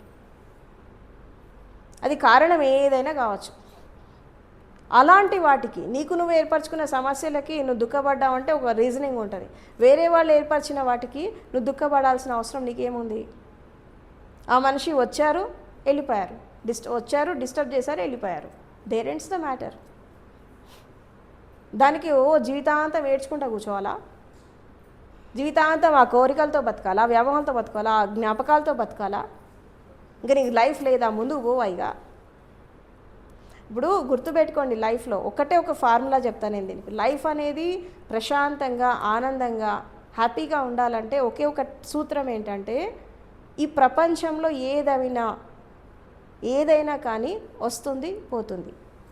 ఇక్కడ ఏది శాశ్వతం కాదు. అది వ్యక్తి అయినా పరిస్థితి అయినా సుఖమైన దుఃఖమైన అనంతకాలం వరకు ఉండదు. వస్తుంది పోతుంది. ఎందుకంటే ఇది సృష్టి యొక్క నియమం. ఇది ఆ వచ్చినప్పుడు మంచి పట్ల కూడా అటాచ్మెంట్ వద్దు. ఇంకోటి సుఖం పట్ల కూడా అటాచ్మెంట్ వద్దు. సుఖం పట్ల అటాచ్ అవ్వడం నీకు అలవాటు అయిపోయింది, అందుకే దుఃఖం పట్ల కూడా అటాచ్మెంట్ అవుతున్నావు. ఆనందం వచ్చినప్పుడు నేను పట్టేవాళ్ళు ఉండరు, ఇంకో ఎగిరికి అంతేస్తావు. ఇక దుఃఖం వచ్చినప్పుడు కూడా అంతే కుంగిపోతావు. నువ్వు ఈ సుఖంలో బ్యాలెన్స్గా ఉండడం నీకు చేతనైతే దుఃఖంలో కూడా బ్యాలెన్స్గా ఉంటావు. ఇక ఆనందం వచ్చినప్పుడు ఎవరు కనబడరు పక్కన, ఇక ఇటువాళ్ళు కనబడరు అటువాళ్ళు కనబడరు, ఎగిరికి దుఃఖం రాగానే అందరు గుర్తొస్తారు. నీకు డబ్బు స్టేటస్ పొజిషన్ సుఖము శాంతి అన్నీ వచ్చినాయి అనుకో, నీకు పక్క వాళ్ళు కనబడతారా? ఎవరు కనబడరు. నీ కళ్ళు నెత్తిన వస్తాయి, ఎందుకంటే నువ్వు సుఖంగా ఉన్నావు కదా. అదే కొంచెం తేడా వచ్చిందనుకో, అప్పుడు కళ్ళు కిందికి దిగుతాయి అన్నట్టు. ఈ ఐస్ కిందికి దిగినప్పుడు అప్పుడు అందరు కనబడతారు. అప్పుడు అందరు కావాలి. దుఃఖం వచ్చినప్పుడు ఓదార్పుకు అందరు కావాలా. నీ సుఖంలో ఎవరికి షేర్ ఇవ్వవు, నువ్వు నీ దుఃఖంలో ఇస్తావు. దే ఆర్ మిజరీ సెల్లర్స్ అన్నట్టు వీళ్ళంతా. దుఃఖాన్ని పంచుతా బతుకుతూ ఉంటారు. నీ సుఖాన్ని ఎప్పుడంత పంచినావా వేరే వాళ్ళకి? నీ దుఃఖమే పంచుతావు. నువ్వు సుఖంలో ఎప్పుడు షేర్ ఇవ్వవు. నువ్వు ఈవెన్ భగవంతుడికి కూడా ఇవ్వవు. మనుషులకు పక్కకు పెట్టు. సుఖం ఉన్నప్పుడు నీకు భగవంతుడు గుర్తొస్తాడా? దుఃఖం వచ్చినప్పుడు దేవుడా అంటావు. ఇక నీకు ఆయన ఎందుకు కరుణించాలా? నీ కోరిక ఎందుకు తీర్చాలా? నీకెందుకు జ్ఞానం ఇవ్వాలా? అసలు నీ ఇంపార్టెన్స్ ఏంటి ఈ ప్రపంచంలో? నీ పొటెన్షియాలిటీ ఏంటి? You are nothing. సమస్త సృష్టిలో మనిషి ఎంత? ఆఫ్టర్ ఆల్ ఒక చిన్న జీవి. ఇంత పెద్ద విశ్వంలో మనిషి ఎంత? చిన్న ప్రాణి. ఆ సకల ప్రాణుల్లో మనిషి ఒక ప్రాణి. దానికి పెద్ద ఇది చేసుకోవాల్సిన అవసరం లేదు. కాబట్టి జీవితం అనేది ఆనందంగా సంతోషంగా ఉండాలంటే ఆకర్షణ అనేది అసలు నిజంగా జాగృతి ఉన్నవాళ్ళు ఆకర్షించ కూడా పడరు. ఈ శక్తిని అసలు బయటికి పంపించరు. నిజంగా జ్ఞానంతో ఉన్న వాళ్ళు ఏం చేస్తారంటే అసలు అట్రాక్షన్ అనేది ఉండదు వాళ్ళకి. కేవలం చూస్తారు అంతే, నో అట్రాక్షన్. అది వద్దు అని ఉండదు, అది కావాలి అని ఉండదు, ఏది ఉండదు, అసలు అభిప్రాయమే ఉండదు అక్కడ. కేవలం చూస్తారు అంతే, అంతవరకే ఆగిపోవాలా అసలు లెక్క ప్రకారం అయితే. అట్లా ఆగలేనప్పుడు ఆకర్షించబడ్డప్పుడు ఆకర్షణ ఇష్టం కాకుండా వ్యామోహం కాకుండా అక్కడ స్టాప్ చేయాలి. ఒకవేళ అక్కడ ఆకర్షణ వచ్చి ఇష్టం వచ్చి వ్యామోహం వచ్చినా ఈ వ్యామోహాన్ని ప్రేమలాగా ఎట్లా ట్రాన్స్ఫర్మేషన్ చేసుకోవాలి అది కూడా ఆలోచించాలి. ఇది ఆలోచిస్తూ ఆలోచిస్తూ వెళ్ళినప్పుడు నెక్స్ట్ ఈ ప్రేమ ఏమైపోతుందంటే కరుణలాగా మారుతుంది. ప్రేమ ఏమైపోతుంది, పరాకాష్ఠకి వెళ్ళినప్పుడు కరుణలాగా మారుతుంది. ఈ కరుణ ఇంకా ముందుకెళ్తే మైత్రీ భావనలాగా మారుతుంది. ఈ మైత్రి ఇంకా ముందుకెళ్తే అప్పుడు విశ్వమానవ ప్రేమ, విశ్వ వసుదైవ కుటుంబకం అనే కాన్సెప్ట్కి వస్తారు. ఇదంతా మీ లోపల జరిగితేనే మీకు జ్ఞానం వస్తుంది, లేకుంటే రాదు. మీరు ఎన్ని సాధనలన్నా చేయండి, వేస్ట్. ఎందుకంటే భౌతిక జీవితంలో మార్పులు రానంత కాలము మీకు ఇన్నర్ ట్రాన్స్ఫర్మేషన్ అనేది జరగదు. మనిషికి జ్ఞానం ఎట్లొస్తుంది, జ్ఞానోదయం అంటే ఈ ప్రేమైక జీవన స్రవంతి ద్వారా జ్ఞానోదయం మనిషి ఎలా అందుకుంటాడంటే దీనికి ఒక సిల్సిలా, ఒక నెట్వర్కింగ్ ప్రాసెస్ ఉంటుంది. ఫస్ట్ ఏంటి, ఆకర్షణ, ఇష్టము వ్యామోహము కోరిక. ఈ 4 ఏంటంటే ఇది భౌతిక ప్రపంచం, ఏంటి ఇది ఔటర్ వరల్డ్. ఇది ఒక విధంగా చెప్పాలంటే ఆధ్యాత్మిక భాషలో చెప్పాలంటే ఈ మూలాధార, స్వాదిష్టాన, మణిపుర ఈ 4 సెంటర్స్లో ఉన్నవాళ్ళు ఇక్కడ ఎట్లా ఉంటారు, ఆకర్షణతో ఉంటారు, కోరికతో ఉంటారు, వ్యామోహంతో ఉంటారు, తర్వాత ఇష్టంతో ఉంటారు. వీళ్ళకి ప్రేమ ఉండదు. ఎందుకంటే ఈ 3 చక్రాస్ యొక్క స్వభావం ప్రేమతత్వం కాదు. ఇది కోరిక, వ్యామోహము ఇవన్నీ ఈ 3 చక్రాస్లో ఉంటాయి. మరి ఇక్కడ ప్రేమలాగా ఎట్లా ట్రాన్స్ఫర్మేషన్ జరుగుతుందంటే నీ శక్తి హృదయ చక్రానికి రావాలి. ఇది హృదయం దగ్గర ఎట్లా వస్తుంది, ఈ శక్తి హృదయం దాకా ఎట్లా రావాలంటే నీ ప్రవర్తన మారాలి, నీ నడవడిక మారాలి, నీ నడత మారాలి, నీ ఆలోచన విధానం మారాలి. How you are looking towards the world. ప్రపంచాన్ని నువ్వు ఏ దృష్టితో చూస్తున్నావు, అజ్ఞానంతో చూస్తున్నావా, జ్ఞానంతో చూస్తున్నావా, ఆకర్షణతో చూస్తున్నావా, ఇష్టంతో చూస్తున్నావా, వ్యామోహంతో చూస్తున్నావా. ఇది ఇప్పుడు ఒకటే గుర్తుపెట్టుకోండి, 24 hours మీరు చేయాల్సిన సాధన ఏంటి, ఒక ధ్యానం చేయాల్సిన సాధన ఏంటంటే కళ్ళు మూసుకొని కూర్చోవడం కాదు. కళ్ళు తెరిచి ప్రపంచాన్ని చూస్తున్నప్పుడు నువ్వు ఏ దృష్టితో చూస్తున్నావు, నువ్వు ఆకర్షణతో చూస్తున్నావా, ఇష్టంతో చూస్తున్నావా, వ్యామోహంతో చూస్తున్నావా, హింసతో చూస్తున్నావా, నీ లోపల ఏం జరుగుతోంది ఫస్ట్ అది చూడు ఫస్ట్. లేదా ప్రేమతత్వంతో చూస్తున్నావా. ఇక్కడ ఫస్ట్ ఎనలిటికల్గా ఎవరిని వాళ్ళు అబ్జర్వ్ చేసుకోవాలి. అది ప్రతి క్షణం జరగాల్సిందే నీ లోపల. ఇదే అన్వేషణ. దీన్నే ఏమంటారు, ఇదే అన్వేషణ, ఇదే జీవితాన్వేషణ. This is the life journey. ఇది బయట ఏం జరుగుతోంది, నీ లోపల ఏం జరుగుతోంది, ప్రతి క్షణం ఒక అబ్జర్వేషన్ అనేది నీకు ఉండాలి. అబ్జర్వేషన్ ఎప్పుడైతే నీ లోపలికి వస్తుందో అప్పుడు ఏమైపోతుంది, నువ్వు దాన్ని కరెక్ట్ చేసుకుంటావు. ఒకవేళ నువ్వు అట్రాక్ట్ అవుతే అది వ్యామోహంలాగా మారుతుందా, కోరికలాగా మారుతుందా, లేదా ప్రేమలాగా మారుతుందా, నువ్వు దాన్ని అనాలిసిస్ చేసుకుంటావు. అది ప్రేమతత్వం అయితేనే నువ్వు అక్కడ రెస్పాండ్ అవుతావు, లేకుంటే కావు. అప్పుడు నువ్వు తప్పు చేయకుండా ఆగిపోతావు కదా. ఒకవేళ నీ లోపల నీకు ఎనలిటికల్గా నువ్వు పోతే, హైపోథెటికల్గా పోతున్నప్పుడు నిన్ను నువ్వు కరెక్ట్ చేసుకుంటావు, నువ్వు తప్పు చేయడం స్థితి నుంచి బయటకు వచ్చేస్తావు. ఇక్కడ మనిషికి ఏం కావాలా, జాగృతి కావాలి. అసలు నిజమైన సాధన ఇదే. కళ్ళు మూసుకొని ధ్యానం చేసుడు కాదు సాధన అంటే, ఇది సాధన. కళ్ళు మూసుకొని ధ్యానం చేస్తే ఎంతసేపు చేస్తావు, 2 hours చేస్తావు. మిగతా టైం అంతా బయట ప్రపంచంలోనే ఉంటావు నువ్వు. ఇది సాధన. జ్ఞానం మనిషికి ఇలాగే వికాసం జరుగుతుంది. జ్ఞాన వికాసం కళ్ళు మూసుకొని కూర్చుంటే జరగదు. ప్రపంచాన్ని చూస్తున్నప్పుడు నువ్వే దృష్టితో చూస్తున్నావు, నువ్వు హృదయంతో చూస్తున్నావా, మనసుతో చూస్తున్నావా, శరీరంతో చూస్తున్నావా, ఏ దృష్టితో చూస్తున్నావు, ఎలాంటి భావాలు నీ లోపల వస్తున్నాయి, ఎలాంటి ఆలోచనలు నీ లోపల వస్తున్నాయి. అసలు ఫస్ట్ ఓ కళ్ళు తెరిచి చూస్తున్నప్పుడు అబ్జర్వ్ చేయాల్సింది బయట కాదు, నీ లోపల. ఒక వ్యక్తిని చూస్తున్నప్పుడు ఎట్లా చూస్తున్నావు, ఏ దృష్టితో చూస్తున్నావు, నీ మనసు ఏం చెప్తోంది, నీ శరీరం ఎట్లా స్పందిస్తోంది, నీ హృదయం ఏం చెప్తోంది, అసలు నువ్వు ఏ స్థితిలో ఉన్నావు, అది అబ్జర్వ్ చేసుకోవాలి. అబ్జర్వ్ చేసుకున్నప్పుడు అది మంచి అయితే పర్లేదు, చెడైతే నువ్వు ఒకటి రెక్టిఫై చేసుకోవాలి. చెడైతే దాన్ని ఇమీడియట్గా ట్రాన్స్ఫర్మేషన్ చేసుకోవాలి. ఇది కరెక్ట్ కాదు, నా థింకింగ్ కరెక్ట్ కాదు, ఇది కరెక్ట్ చేసుకోవాలి. అది ప్రేమతత్వంలాగా మారినప్పుడు అప్పుడు నువ్వు దాన్ని ఎలా ఎక్స్ప్రెస్ చేస్తావు అనేది కూడా ఆలోచించాలి. ఒకవేళ అది ఎలా నువ్వు అది ఎలాంటి పరిస్థితుల్లో చేస్తావు, ఆ వ్యక్తి దాన్ని రిసీవ్ చేసుకోవడానికి రెడీగా ఉన్నారా లేదా, అసలు ఆ వ్యక్తి యొక్క లైఫ్ ఏంటి, వాళ్ళు ఎలోనా, లేకపోతే ఆల్రెడీ వాళ్ళు ఎంగేజ్డ్ విత్ సంబడియా? ఇవన్నీ చాలా ఉంటాయి, చాలా చూసుకోవాలి. ఎందుకంటే జాగ్రత్త అవసరం, ప్రతిదానికి జాగృతి అవసరం. పోయి ముళ్ళ కంపలో పడద్దు. పూల మీద నడిచేవాడు పోయి ముళ్ళ కంపలో పడద్దు. నువ్వు పడుతున్నావు అంటే నీకు అక్కడ జాగృతి లేదు, అవేర్నెస్ లేదు నీకు.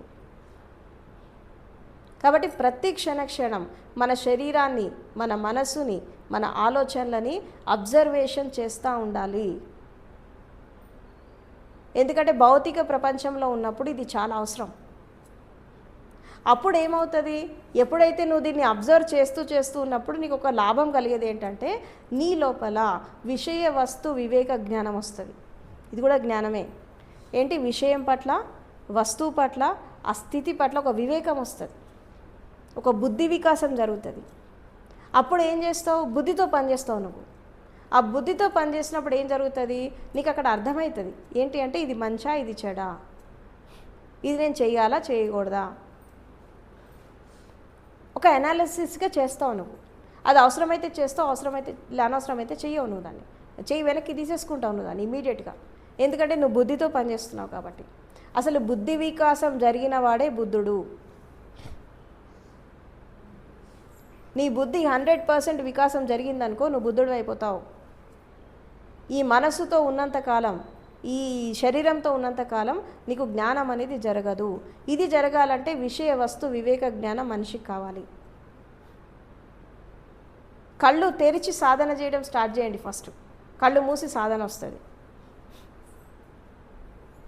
అంటే మనం జీవితంలో గతంలో చేసిన తప్పులు కానీ, భవిష్యత్తులో చేయబోయేవి, వర్తమానంలో మనం ఎలా ఉంటాము అనే దాన్ని బట్టి, ఇప్పుడు మన గతము పట్టి మన వర్తమానంలో ఉన్నాం. వర్తమానంలో నువ్వు ఎలా ఉంటావు దాన్ని బట్టి నీ భవిష్యత్తు ఉంటుంది. నువ్వు కరెక్ట్ చేసుకోవాలంటే ఎక్కడ చేసుకోవాలి? వర్తమానంలో చేసుకోవాలి. గతాన్ని ఒక గుణపాఠంలాగా తీసుకొని వర్తమానంలో నిన్ను నువ్వు మార్చుకుంటే నీ భవిష్యత్తు బాగుంటుంది. భవిష్యత్తు గురించి ఆలోచిస్తే ఏం రాదు, వర్తమానంలో రెక్టిఫై చేసుకోవాలి దాన్ని. అప్పుడు లైఫ్ అనేది హ్యాపీగా సాగుతూ ఉంటుంది. కాబట్టి ప్రతి క్షణము మనిషి అబ్జర్వ్ చేయాలి. మన మాటలు, మన చేతలు, మన కర్మలు, మన దృష్టి, తర్వాత మన స్థితిగతులు, వీటన్నిటిని అబ్జర్వ్ చేసుకుంటే చాలా జాగ్రత్తగా చూస్తూ అడుగులేయాలి జీవితంలో. ఒక్కసారి తప్పటడుగు వేశాక దాన్ని వెనక్కి తీసుకోవడానికి నీకు జీవితకాలం పడుతుంది. క్షణికావేశంలో తప్పులు చేస్తారు కదా మనిషి. కొంతమంది సూసైడ్ చేసుకుంటారు, కొంతమంది హింస చేస్తారు, కొంతమంది దొంగతనం చేస్తారు, అవునా? కొంతమంది రకరకాలుగా నెగిటివిటీస్లో పోతూ ఉంటారు. ఆ క్షణము చాలా వాల్యుబుల్. దాన్ని అందుకే ఏమైనా క్షణికావేశం అన్నారు. అంటే క్షణంలో వచ్చే ఆవేశం అది. నువ్వు అక్కడ దాన్ని కంట్రోల్ చేయగలిగావు అనుకో, నీ జీవితాన్ని నువ్వు కాపాడుకున్నవాడు అవుతావు. ప్రపంచంలో జరిగే మంచైనా చెడైనా క్షణంలోనే జరుగుతాయి. డెసిషన్స్ కూడా క్షణంలోనే తీసుకుంటారు. మనసులో ఏదో వచ్చేస్తుంది, పోతారు, ఇంకా ఆలోచించరు ఇంకా. ఎందుకంటే ఆవేశం కదా. కోపానికి, ఆవేశానికి దానికి దృష్టి ఉండదు, కాళ్ళు ఉండవు, ఏముండవు, జంప్ చేయడమే ఉంటుంది. కోపం ఆవేశం వచ్చినప్పుడు ఏం చేస్తారు? నడుస్తావా నువ్వు? పరిగెడతావు, జంప్ చేస్తావు.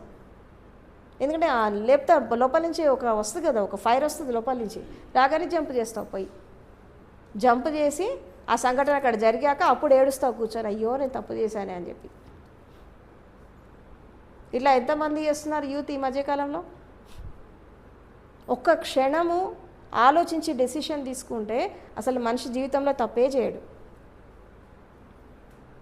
కాబట్టి ఈ జీవన స్రవంతి అనేది పర్ఫెక్ట్గా సాగాలి అంటే, ఈ ప్రేమతత్వం అనేది జాగృతం కావాలి అంటే ఇక్కడ కావాల్సింది ఒకటే, ఏంటి అంటే మనము అట్రాక్ట్ అవుతున్నప్పుడు, ఇష్టపడుతున్నప్పుడు, ఈ వ్యామోహాలు వస్తున్నప్పుడు, ఈ ఆకర్షణలు వస్తున్నప్పుడు మనం దాన్ని అబ్జర్వ్ చేయగలిగితే ఇమ్మీడియట్గా అది ట్రాన్స్ఫర్మేషన్ జరుగుతుంది. నువ్వు అబ్జర్వ్ చేయడము, అది ట్రాన్స్ఫర్మేషన్ జరగడము ఒకేసారి జరుగుతుంది. అప్పుడు లైఫ్ అనేది చాలా సాఫీగా సాగుతూ ఉంటుంది. ఇలా జీవితాన్ని లీడ్ చేస్తూ మన శరీరాన్ని, మన మనస్సుని, మన భావాలని మనం ఎప్పుడైతే పరివర్తన తెచ్చుకుంటామో, ట్రాన్స్ఫర్మేషన్ చేసుకుంటామో, ఇక్కడ రిపెంటెన్స్ కాదు, చెంపదెబ్బ కొట్టి సారీ చెప్పడం కాదు, ఇక్కడ పశ్చాత్తాపం కాదు, ఎందుకంటే ఆధ్యాత్మికంలో పశ్చాత్తాపం ఉండద్దు, పూర్వతాపం ఉండద్దు. తప్పు చేసి సారీ చెప్పడం కాదు, తప్పు చేసి రెక్టిఫై చేసుకోవడం కాదు. ఇక్కడ ప్రతిదీ కూడా మనము అసలు ఆ తప్పు చేయకుండానే ఉండాలి. తప్పు చేసి సారీ చెప్పడం ఎవరైనా చేస్తారు. తెలివిగలవాడు ఏం చేస్తాడు, ఆ తప్పు జోలికే పోడు. అది ఇమీడియట్గా తప్పు అని అనిపించినప్పుడు ఇమీడియట్గా చెయ్యి వెనక్కి తీసేసుకుంటాడు. దానివల్ల నీ జీవితం కాపాడబడుతుంది, ఎదుటి వాళ్ళ లైఫ్ కూడా కాపాడబడుతుంది. అప్పుడు హింస అనేది తగ్గిపోతుంది. నీ లోపల హింస తగ్గుతుంది, బయట కూడా హింస తగ్గిపోతుంది. అసలు ఇది నిజంగా అహింసా మార్గం అంటే ఇదే. ఏదో ఎవరినో కాపాడేద్దాం కాదు, ఫస్ట్ నిన్ను నువ్వు కాపాడుకో, వీటి నుంచి కాపాడుకో. ఇది చాలా డేంజర్ తెలుసా నీకు. మనిషి జీవితాన్ని పతనం చేసేది ఇదే. ఆకర్షణ, వ్యామోహం, కోరిక, ఇష్టం, ఇది మనిషి జీవితాన్ని పతనం చేస్తాయి. ఎందుకంటే అక్కడ ప్రేమ లేదు కదా. ప్రేమ లేకపోతే ఇవన్నీ నెగిటివిటీ వైపు పోతూ ఉంటాయి. సో ఒక వ్యక్తి జ్ఞానంతో, సత్యంతో, ధర్మంతో, శీలంతో బతకాలి అంటే తప్పకుండా ప్రేమతత్వాన్ని తన లోపల జనింప చేసుకోవాలి. ఈ ఇష్టము, ఆకర్షణ ట్రాన్స్ఫర్మేషన్ జరిగితే అది ఇష్టంలాగా మారుతుంది. దీనికి ఒక సర్కిల్ ఉంటుంది, రాసుకోండి కావాలంటే. ఆకర్షణ ట్రాన్స్ఫర్మేషన్ జరిగితే ఇష్టంలాగా మారుతుంది. ఇష్టము ట్రాన్స్ఫర్మేషన్ జరిగితే అది వ్యామోహంలాగా మారుతుంది. ఈ వ్యామోహం ట్రాన్స్ఫర్మేషన్ జరిగితే అది కోరిక అవుతుంది. ఈ కోరిక ట్రాన్స్ఫర్మేషన్ జరిగిందనుకో అది ప్రేమలాగా మారుతుంది. ఆకర్షణ తర్వాత ఇష్టము, వ్యామోహం, కోరిక. ఈ కోరిక మారిందనుకో అది ప్రేమలాగా మారుతుంది. ఆ కోరికను నువ్వు అక్కడ వెనక్కి తీసేసుకున్నావు అనుకో, అప్పుడు ఆ వ్యక్తి పట్ల, ఆ వస్తువు పట్ల, ఆ స్థితి పట్ల నీకు ప్రేమ వచ్చేస్తుంది, లవ్ వచ్చేస్తుంది.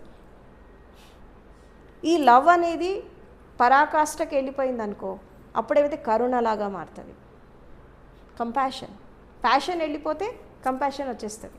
ప్యాషన్ అంటే తెలుసా, ఏది చూస్తే అది కావాలనుకోవడం. ఇది నాకు ప్యాషన్, అది నాకు ప్యాషను, నేను ఇట్లా ఉంటే ఉంటా, అట్లా ఉంటే ఉంటా. ఈ ప్యాషన్ వెళ్ళిపోతే కంపాషన్ వచ్చేస్తుంది. ఆ కంపాషన్ అంటే ఏంటంటే కరుణ. ఈ కంపాషన్ ఎప్పుడైతే ట్రాన్స్ఫర్మేషన్ జరుగుతుందో అది మైత్రి భావనలాగా మారుతుంది. మైత్రి, కరుణ ఏమైపోతుంది, మైత్రి అయిపోతుంది. ఈ మైత్రి భావన నీ లోపల ఫుల్ఫిల్మెంట్ వస్తే అప్పుడు మొత్తం యూనివర్స్ అంతా ఏమైపోతుంది, అప్పుడు యూనివర్స్తో నువ్వు ఫ్రెండ్షిప్ చేస్తావు. దాన్ని ఏమంటారు, విశ్వ వసుదైవ కుటుంబకం. Total universe will become your family. కేవలం నీ కుటుంబం మాత్రమే నీ కుటుంబం కాదు, సమస్త విశ్వం నీ కుటుంబం అయిపోతుంది. అప్పుడు మనిషి విశ్వమానవ ప్రేమ, విశ్వమానవ సౌభ్రాతృత్వం దానికి వెళ్ళిపోతాడు. ఎవరైతే ఆ స్థితికి వెళ్తారో వాళ్ళు జ్ఞానోదయం అందుకుంటారు. వాళ్ళ లోపల సహస్రదళ కమల వికాసం జరుగుతుంది. వాళ్ళు నిర్వాణిక్ స్టేట్కి వెళ్తారు. కాబట్టి భౌతిక జీవితం ట్రాన్స్ఫర్మేషన్ జరిగితే ఆటోమేటిక్గా అంతర్ పరివర్తన వచ్చేస్తుంది. మెల్లిమెల్లిగా జీవిత వికాసం అనేది జరుగుతూ ఉంటుంది. కాబట్టి ఈ ప్రేమైక జీవన స్రవంతి జ్ఞానోదయం దాకా తీసుకెళ్ళాలి అంటే ఈ మార్పులు ప్రతి మనిషి లోపల రావాలి. ఇది రావాలంటే ఈ దిశగా సాధన చేయాలి. దీనికి కొన్ని టెక్నిక్స్ ఉంటాయి. దీని కొన్ని టెక్నిక్స్ ద్వారా మనం ఎప్పుడైతే సాధన చేస్తామో అక్కడి నుంచి ఒక ట్రాన్స్ఫర్మేషన్ అనేది జరుగుతుంది. కాబట్టి ఈ విషయాలు అర్థం చేసుకొని సాధన చేయండి. Thank you very much.